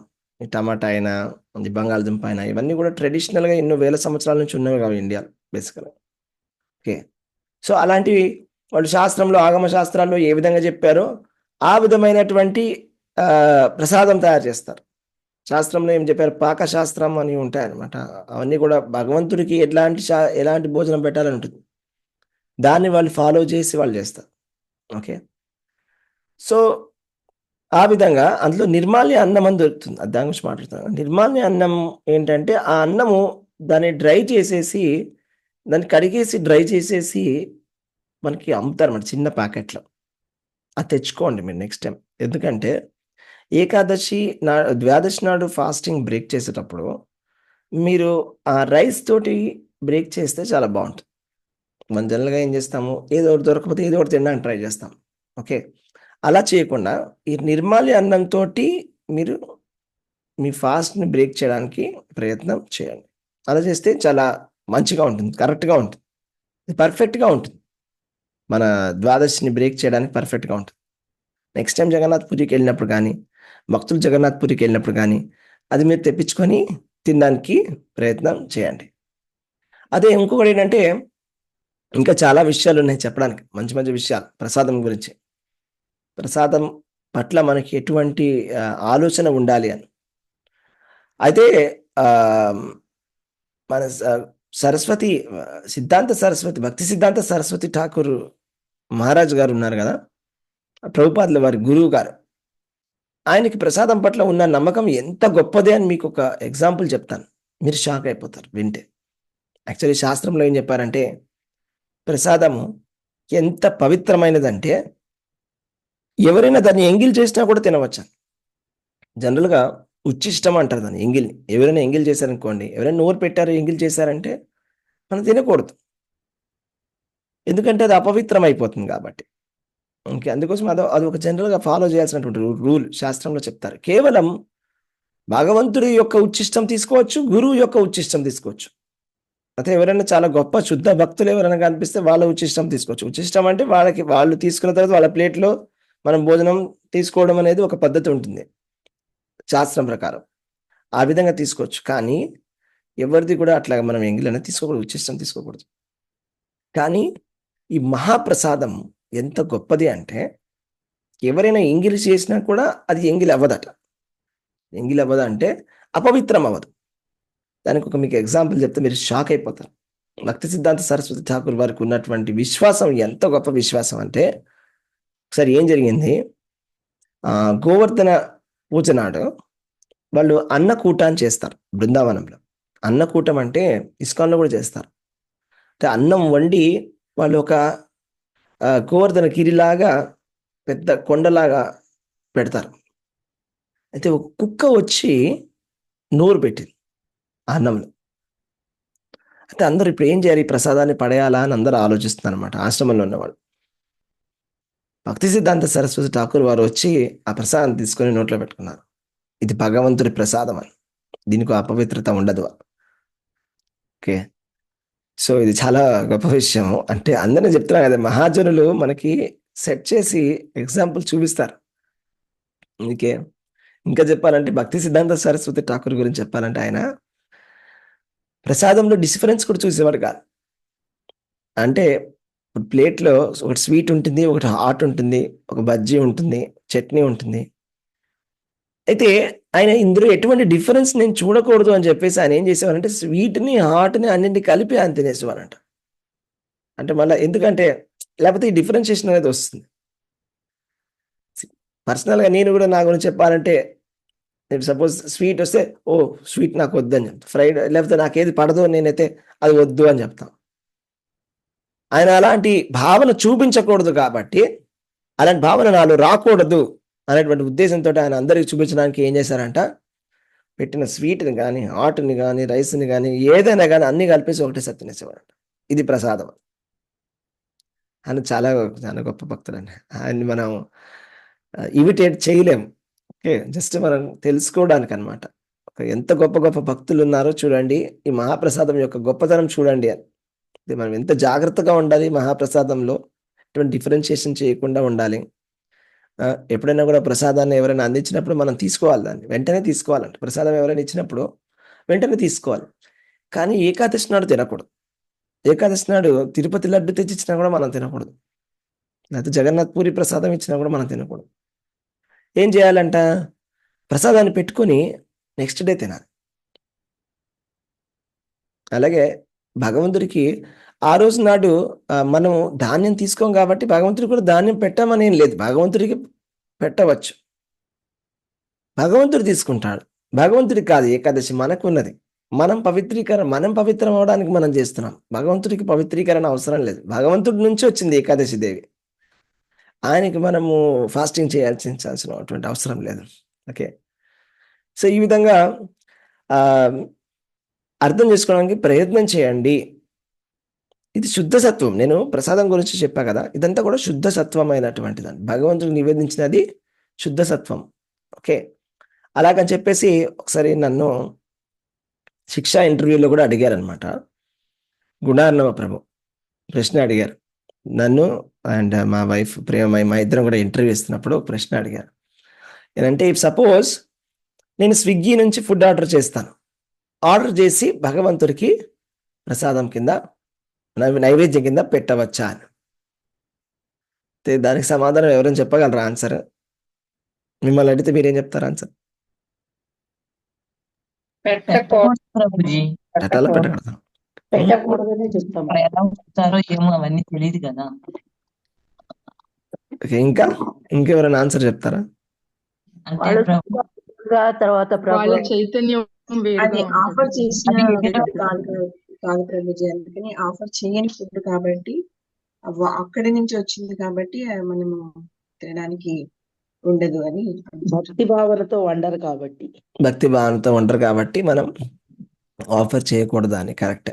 అదే దాన్ని ఇంకో క్వశ్చన్ అడిగారు ఆయన. అలా క్వశ్చన్స్ చాలా అడుగుతారు ప్రభుజీ, చాలా డిఫికల్ట్ ఇంటర్వ్యూ తీసుకుంటారు. ఓకే, అయితే నెక్స్ట్ అడిగారు, అయితే అందులో ఆనియన్ గార్లిక్ ఉంటుంది ప్రభుజీ, కాబట్టి మనం పెట్టకూడదు అంటే, సరే సపోజ్ ఆనియన్ గార్లిక్ లేకుండా నేను తెప్పిస్తాను ఫుడ్, అది పెట్టచ్చా అని అడిగారు అన్నమాట. Okay, next question. దానికి ఏంటి సమాధానం ఎవరైనా చెప్పగలరా? ఏదైనా వాళ్ళు చేసిన భక్తి భావన ఉండదు. ఎలా వండారో తెలియదు కదా ఎలా ప్రభుజీ. వండారో పవిత్రంగా స్నానం చేసి పవిత్రంగా చెయ్యరు కాబట్టి, మంచి భావంతో చేశారో లేదో మనకు తెలియదు కాబట్టి మనం అది అయినంత వరకు తీసుకోకూడదు. అయితే మళ్ళీ మీకు కొన్ని విషయాలు చెప్తాను. ఎమర్జెన్సీ పరిస్థితులు ఎప్పుడు కాదు, ఎమర్జెన్సీ పరిస్థితులలో ఏం చేయాలి? సపోజ్ మనం వేరే ఊరు వెళ్ళాము, ఆ ఊళ్ళో ప్రసాదం మనకు దొరకట్లేదు, మరి ఏం చేయాలి? తీసుకోవాలా తీసుకోకూడదా అంటే దానికి కొన్ని ఆన్సర్స్ చెప్తాను. మా గురుగారైన జయపతాక స్వామి మహారాజ్ గారిని ప్రశ్న అడగడం జరిగింది. అనాది జగన్నాథ్ ప్రభు అడిగారు ఈ ప్రశ్న. ఏంటి ప్రశ్న అంటే, నేను మా ఊరు వెళ్ళినప్పుడు అక్కడ ఉండే వాళ్ళందరూ కూడా భక్తులు కాదు, కానీ అప్పుడు నేను మా బంధువుల ఇంట్లోకి వెళ్ళినప్పుడు భోజనం ఏ విధంగా తీసుకోవాలి అని అడిగినప్పుడు ఆయన చెప్పినటువంటి సమాధానం ఏంటంటే, ఎమర్జెన్సీ పరిస్థితుల్లో తీసుకోవాలంటే కూడా కూరలు తీసుకున్నా కూడా పర్వాలేదు, కానీ అన్నం మాత్రం, అన్నములో చైతన్యం అనేది ఉంటుంది, అన్నంలో పాపం అనేది ఉంటుంది, కాబట్టి అన్నం నువ్వే వండుకొని కూరలు తీసుకొని తిను అని చెప్పడం జరిగింది ఒక సమాధానం. ఓకే, ఇంకొక భక్తుడు చాలా ట్రావెలింగ్ చేస్తున్నాడు, ఆయనకి ప్రసాదం తినడానికి కుదరడం లేదు. అలాంటి పరిస్థితుల్లో నేను ఏం చేయాలి అంటే, గురు మహారాజ్ గారు ఏం చెప్పారంటే, నువ్వు తెచ్చుకున్నటువంటి భోజనము తప్పనిసరి పరిస్థితులు, ఎప్పుడు కాదు అంటే ఇందాక నేను చెప్పినట్టుగా ఎప్పుడైనా క్యాజువల్గా స్విగ్గీలో తెప్పించుకొని భగవంతుడికి నివేదించడం కాదు. తప్పనిసరి పరిస్థితుల్లో అలాంటి ట్రావెలింగ్ లాంటి ఉద్యోగం ఉన్న వాళ్ళు తప్పనిసరి పరిస్థితుల్లో వాళ్ళు ఆయనకి ఏం చెప్పారంటే, నువ్వు భగవంతుడి ఫోటోకి నివేదించి దాన్ని ప్రసాదం కింద తీసుకోవడానికి ప్రయత్నం చేయదాన్ని. ఓకే, సో ఆ విధంగా చెప్పడం జరిగింది. ఇవన్నీ కూడా ఫైనల్గా ఐడియా ఏంటంటే, మనం భగవంతుడి ప్రసాదాన్ని తీసుకోవడానికి ప్రయత్నం చేయాలి ఏదో ఒక విధంగా. ఓకే, సంహార్ దాదర్ అయినంత వరకు. ఓకే, అలా చేస్తే చాలా బాగుంటుంది. ఎందుకంటే ప్రసాదం అనేది మన భక్తిని పెంచుతుంది. ఎప్పుడైతే మనం ప్రసాదం తినడం మానేస్తామో అప్పుడు మనలో చైతన్యంలో మార్పు వస్తుంది స్పష్టంగా. మీరే చెక్ చేసే అనుభవంతో చూడొచ్చు. అంటే ట్రై చేయమని చెప్పట్లా, మీకు తెలిసి ఉంటుంది కూడా ఆల్రెడీ. ఇప్పుడైతే మీరు ప్రసాదం తీసుకోవట్లేదంటే అది వేరేలాగా ఉంటుంది. ప్రసాదం తీసుకుంటే వేరేలాగా ఉంటుంది. మనం ఆఫరింగ్ చేసి తీసుకుంటే అది వేరేలాగే ఉంటుంది. ఓకే. So, okay. ఆహ్, సో, ఇవాళ మనం ఈ విషయాల గురించి చర్చించుకున్నాం. ప్రసాదంలో ఉండేటువంటి మనం ఆహారం గురించి చెప్పుకున్నాం. 3 రకాలుగా ఉంటాయని. అలాగే భగవంతుడు ఫస్ట్ శ్లోకంలో ఏం చెప్పారు? అన్నిట్లో కూడా విచక్షణ అనేది ఉంటుంది. యజ్ఞాలలో కూడా 3 రకాలు, తపస్సుల్లో 3 రకాలు, దానాల్లో 3 రకాలు ఉంటుంది. అవన్నీ కూడా నేను ఇప్పుడు చెప్తాను అని ఆహారం గురించి చెప్పడం మొదలుపెట్టారు కృష్ణుడు. సో, ఆహారం గురించి చెప్పినప్పుడు సాత్వికులు ఎలాంటి ఆహారాన్ని ప్రిఫర్ చేస్తారు? రాజసికులు ఏ విధమైనటువంటి ఆహారాన్ని ప్రిఫర్ చేస్తారు? తమో గుణంలో ఉండేటువంటి వాళ్ళు ఎలాంటి ఆహారాన్ని తీసుకుంటారు అని మనం చెప్పడం జరిగింది. సో, దీన్ని బట్టి మనం కూడా మనం జడ్జ్ చేసుకొని మనం కూడా అయినంత వరకు ప్రయత్నం చేసి సాత్వికమైన భోజనం తినడానికి ప్రయత్నం చేయాలి. ఎందుకంటే సత్వగుణంలో ఉండకుండా రజోగుణంలో ఉన్నట్లయితే మన భక్తి కూడా డిస్టర్బ్ అవుతుంది. భక్తి కూడా రాజసికమైన భక్తి అవుతుంది. తామసికమైన భక్తి అయిపోతుంది. ఓకే. అలా అవ్వకుండా ప్రయత్నం చేయాలి. కాబట్టి మనం కూడా సాత్వికమైన ఆహారం తీసుకోవాలి. సాత్వికమైన ఆహారం తీసుకుంటే భక్తి చక్కగా చేయవచ్చు. భక్తిలో పురోగమించవచ్చు. ఓకే. సో, ఇది ఇవాల్టి క్లాస్ యొక్క సారాంశము. ఇంకా ఇంపార్టెంట్ విషయము ఈ 3 రకాల గుణాల కన్నా ప్రసాదం అన్నిటికన్నా ముఖ్యమైనటువంటిది. ప్రసాదం తినాలి. ఓకే. భగవంతుడికి నివేదించి ప్రసాదాన్ని తినాలి. ఇది ముఖ్యమైనటువంటి ఉద్దేశం. ఓకే. హరే కృష్ణ. ఎవరికైనా ప్రశ్నలు ఏమైనా ఉన్నాయా? హరే కృష్ణ ప్రభు, ధన్యవాదాలు. ప్రభుజీ ప్రణామాలు ప్రభుజీ. ప్రణామాలు. ప్రభుజీ ప్రభు. ఎమర్జెన్సీ అయినప్పుడు కూడా మనము చరణ తులసి పెట్టుకుని అది తీసుకోవచ్చుగా ప్రభుజీ, ఆ యొక్క పదార్థంలో పెట్టుకొని ఎస్ మాతాజీ. చరణ తులసి మంత్రంలో ఎస్ తీసుకోవాలి. అలా కూడా చేస్తారు సీనియర్. అవును. మాతాజీ.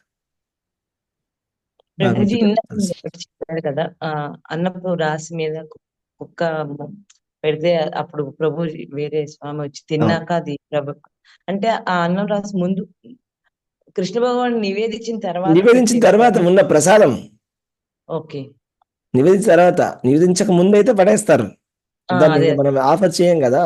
సో నివేదించాం కాబట్టి మనకి అది నివేదించాం కాబట్టి ఇంకా అది భగవంతుడు తీసుకున్నాడు అనే ఉద్దేశం అన్నమాట. అంటే కుక్కలో కూడా మామూలుగా పరమాత్మ ఆత్మ ఉంటది కదా ప్రభుజీ, అలా ఉంటది. ఆలోచి కుక్కలో కూడా అలా ఆలోచించి కాదు. కుక్కలో కూడా అలా పరమాత్మ ఉంటుంది కాబట్టి కుక్క ఎంగిలి మన ఎంగిలి ఒకటి కాదు కదా. అట్లా కాదు. అలా అదే చూడకూడదు. కాదు కదా, అవును. కాకపోతే అలా కాదు. ప్రసాదం కాబట్టి అందుకు అది ప్రసాదం కాబట్టి మనం తీసుకుంటున్నాం అనమాట. కుక్క ఎంగిల్ చేసినా కూడా కుక్క ఎంగిల్ అనేది చాలా అపవిత్రం యాక్చువల్గా. పవిత్ర. కానీ ఆ మహాప్రసాదం యొక్క గొప్పతనం అదనమాట. అది శాస్త్రంలోనే చెప్పారు. అసలు ఏం చెప్తారంటే భగవంతుడి మహాప్రసాదాన్ని ఇచ్చినప్పుడు సపోజ్ జనరల్గా ప్రసాదం తీసుకున్నప్పుడు మనం పళ్ళు తోముకొని స్నానం చేసి తీసుకుంటాం. అవునా? ఎవరైనా ప్రసాదం తెచ్చిచ్చారనుకోండి, అప్పుడు ఇంకా మన పళ్ళు కూడా తోముకోవాలంటే తీసుకోం. అవును.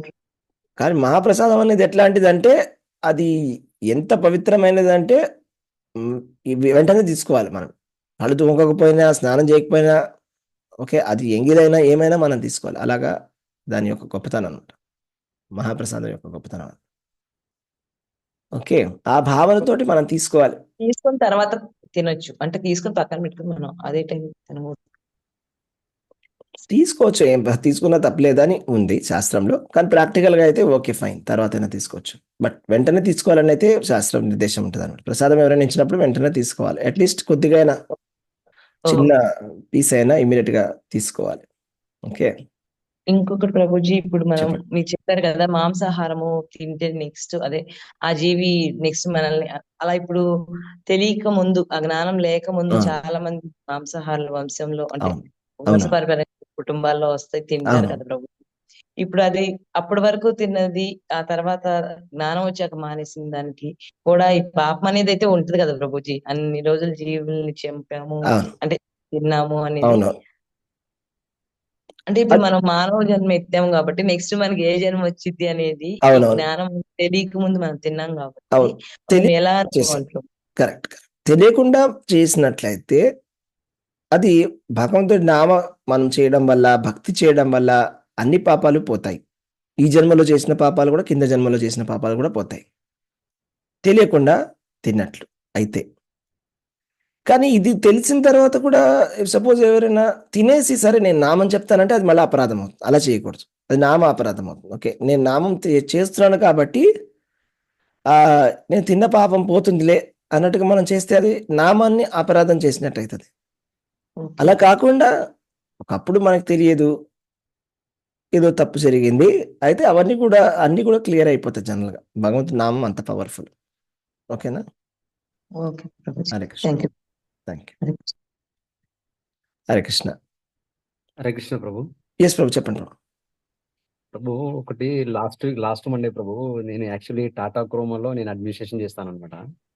అక్కడ ఏమైందంటే మేము కొత్త దాంట్లోకి వచ్చినాక హోమం అవన్నీ చేసిన తర్వాత డీసీ ఆఫీసర్లు ఏమంటే అది కంపల్సరీ అక్కడ మేకలను కొయ్యాలి ఇట్లుంటారు కదా ప్రభు. కొయ్యాలంటే నేను చాలా రోజులు అలౌడ్ చేయలేదు అనమాట, ఒక మేకలను కొయ్యొద్దని. లాస్ట్ సండే రోజు వాళ్ళ డిస్కషన్ ఏంటంటే కంపల్సరీ అక్కడ మేకలను కొయ్యాలి. వాళ్ళ డిస్కషన్ అనమాట. నువ్వు రాకున్నా పర్వాలేదు కానీ మేము మేకలను కోస్తామని చెప్పారు. అయినా ఆ రోజు వాళ్ళు లాస్ట్ మండే రోజు మేకలను కోసి మీరు ఆ రోజు మీరు రాకండి కానీ మేము మేకలను మాత్రం కోస్తామని ఆ రోజు ఆ డీసే చుట్టుముట్టు తింపి ఆ మేకలను కోసారు ప్రభు.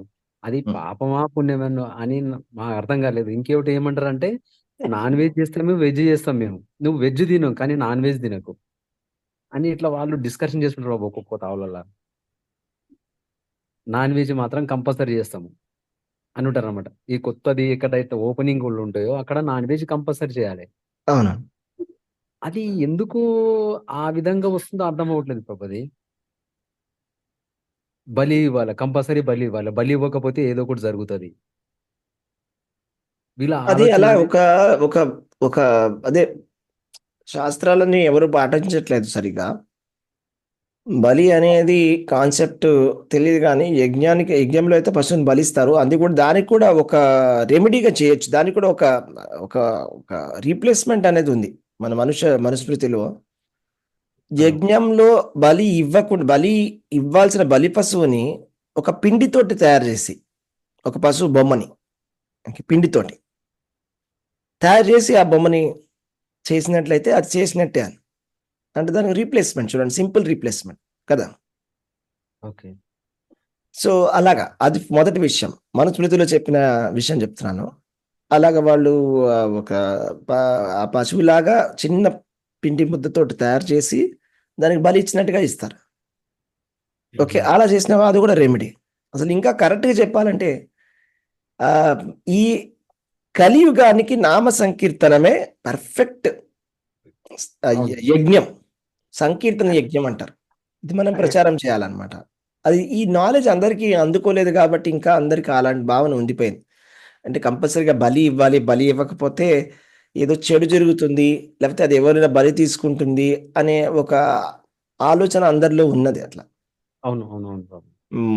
సో సంకీర్తన యజ్ఞం చేస్తే అన్ని అది క్లియర్ అయిపోతుంది అనే విషయాన్ని వాళ్ళకి ఏదో ఒక విధంగా తెలియజేయాలి, దానికి ప్రచారం చేయాలి. భక్తులు మనమే చేయాలి, అది మన బాధ్యతే. అవును. హరే కృష్ణ. హరే కృష్ణ. హరే కృష్ణ. హరే కృష్ణ ప్రభుజీ. చెప్పండి ప్రభుజీ, వేరే వాళ్ళు వాదించారు ప్రభుజీ, శ్రీరామచంద్రుడే మాంసం తిన్నారు, మీరేం పెద్ద అంతకన్నా గొప్పన యాక్షన్ చేస్తారు. శ్రీరామచంద్రుడు మాంసం తిన్నట్లయితే మరి ఎందుకు తిరుపతి ఇష్యూ గొడవ చేస్తున్నారు? అదే తిరుపతిలో ప్రవచనంలో ఎవరో చెప్పారండి ప్రభుజీ. కరెక్టే కదా. ఎందుకు అందరు గొడవ చేస్తున్నారు? పెట్టండి, మేకనే కట్ చేసి పెట్టండి ప్రసాదం కింద. రాముడు తింటాడు కదా, రాముడు వెంకటేశ్వర స్వామి ఒకటే కదా, ఎందుకు గొడవ చేస్తున్నారు?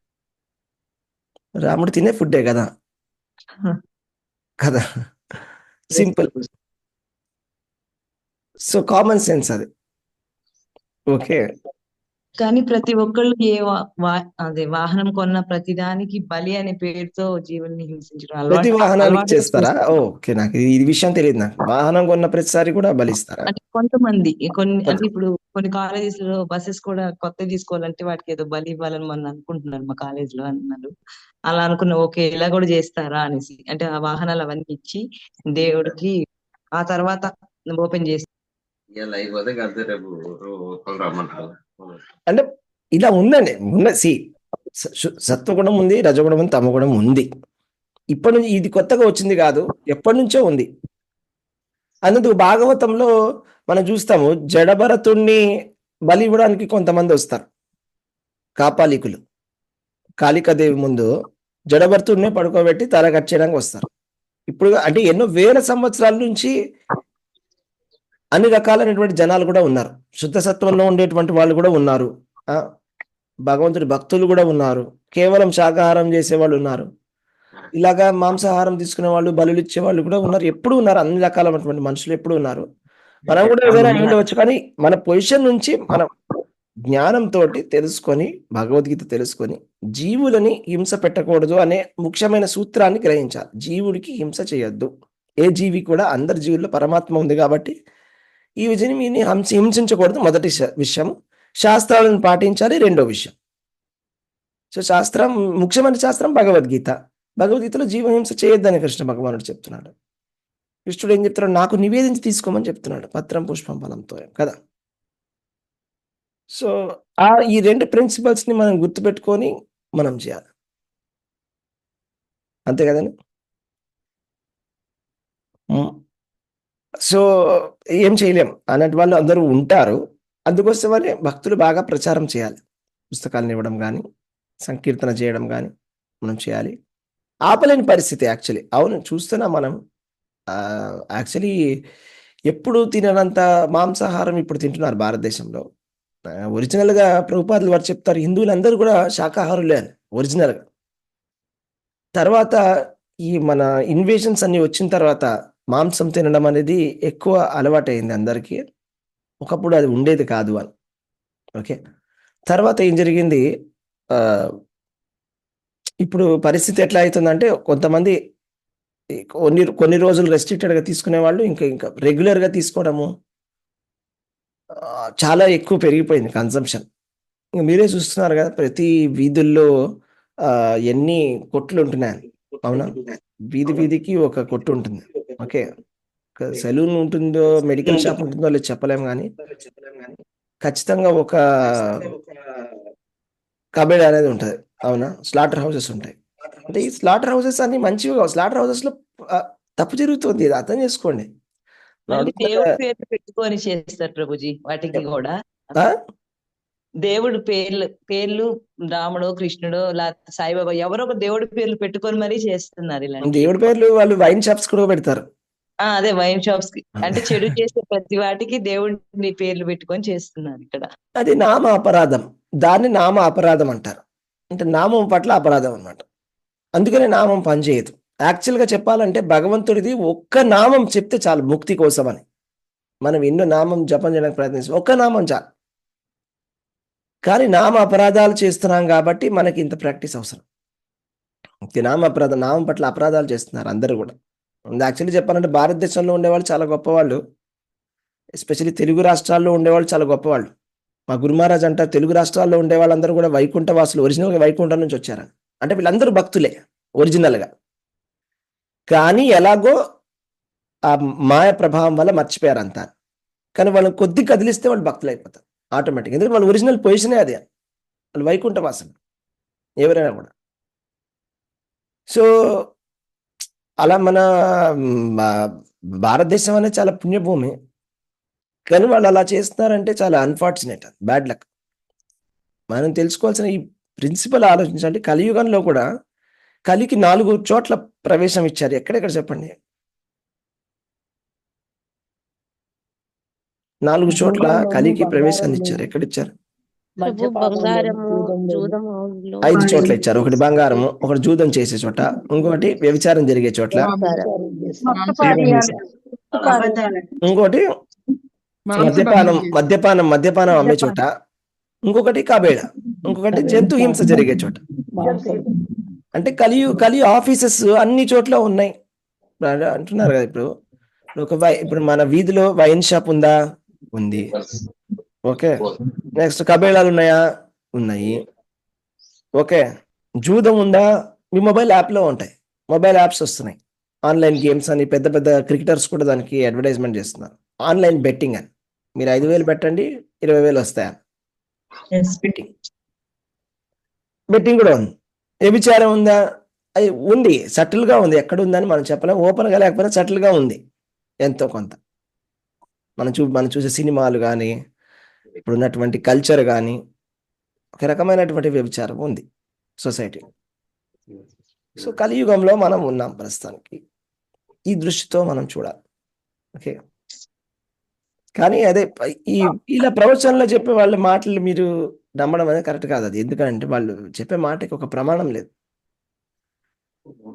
ఎందుకంటే పిచ్చి పిచ్చిగా అదే నేను చెప్పలేను. ఇంకా చాలా మూర్ఖమైన మాట అది. అలా ఎవరైనా కూడా చెప్తున్నారంటే మాంసం తినవచ్చు అని చెప్పిన మాట చాలా చాలా చాలా చాలా మూర్ఖమైన మాట. అంటే ఆ మనిషికి ఇంకా ఎటువంటి శాస్త్రజ్ఞానం లేదు అని చెప్పాలంతే. అలాంటి వాళ్ళని ఫస్ట్ ప్రవచనాలు చెప్పడం నుంచి బ్యాన్ చేయాలని కూడా చెప్తాను నేను. సపోజ్ ఎవరైనా అట్లా చెప్పినట్లయితే, అంటే సమాజానికి మంచికైనా చెడు ఎక్కువ చేస్తున్నారు వాళ్ళు అలా చెప్పినట్లయితే. ఇలాంటి దుష్ప్రచారం చేస్తున్నారు వాళ్ళు. అందుకే చెప్పేది, మనము భగవంతుడి యొక్క కథని వినాలి అంటే భక్తుల దగ్గర వినాలి అనేది శాస్త్ర వాక్యం ఉంది. భక్తుల దగ్గర వినకపోతే ఏమవుతుంది, అది అమృతం కూడా విషం అవుతుంది. భగవంతుడి కథ అనేది అమృతము, లేకపోతే అది ఒక చాలా గొప్ప పాల లాంటిది. పాలులో సపోజ్ పాము నోరు పెట్టింది అనుకోండి, పాలు చాలా మంచివి, కానీ పాము నోరు పెట్టింది, అది విషమైంది.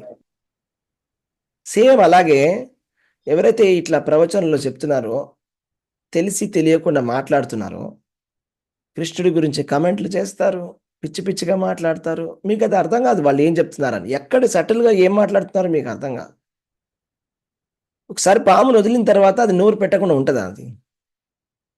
ఓకే. కాబట్టి వీళ్ళ నుంచి దూరంగా ఉండండి. Okay. Hare Krishna. Okay, right.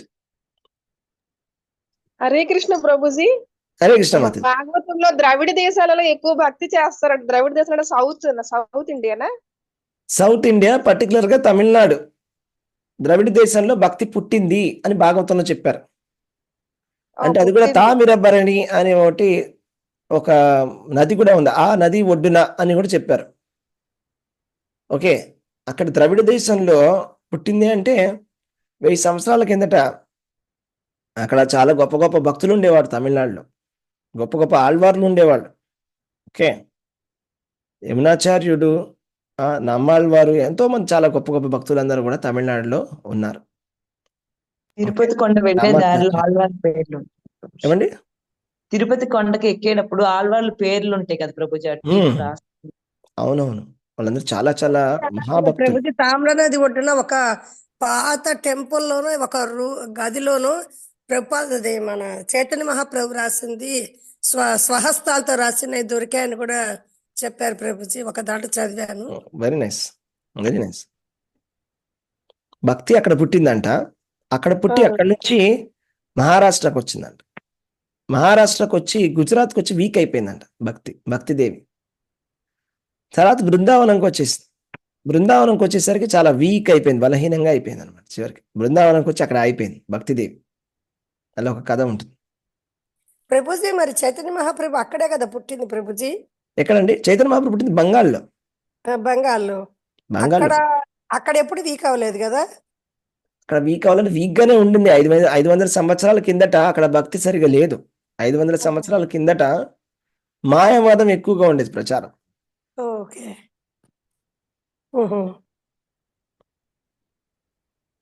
Okay. Hare Krishna. ఇప్పటికి కూడా అందుకే ప్రభు తమిళనాడు చాలా గొప్పగా చేస్తారు ప్రభుజీ. అవును, ప్రతి చోట చాలా గొప్పగా చేస్తారు భక్తి. తమిళనాడు చాలా గొప్ప ప్లేస్. అక్కడ చాలా దివ్య దేశాలు ఎన్నో ఉన్నాయి, చాలా ఉన్నాయి దివ్య దేశాలు అక్కడ.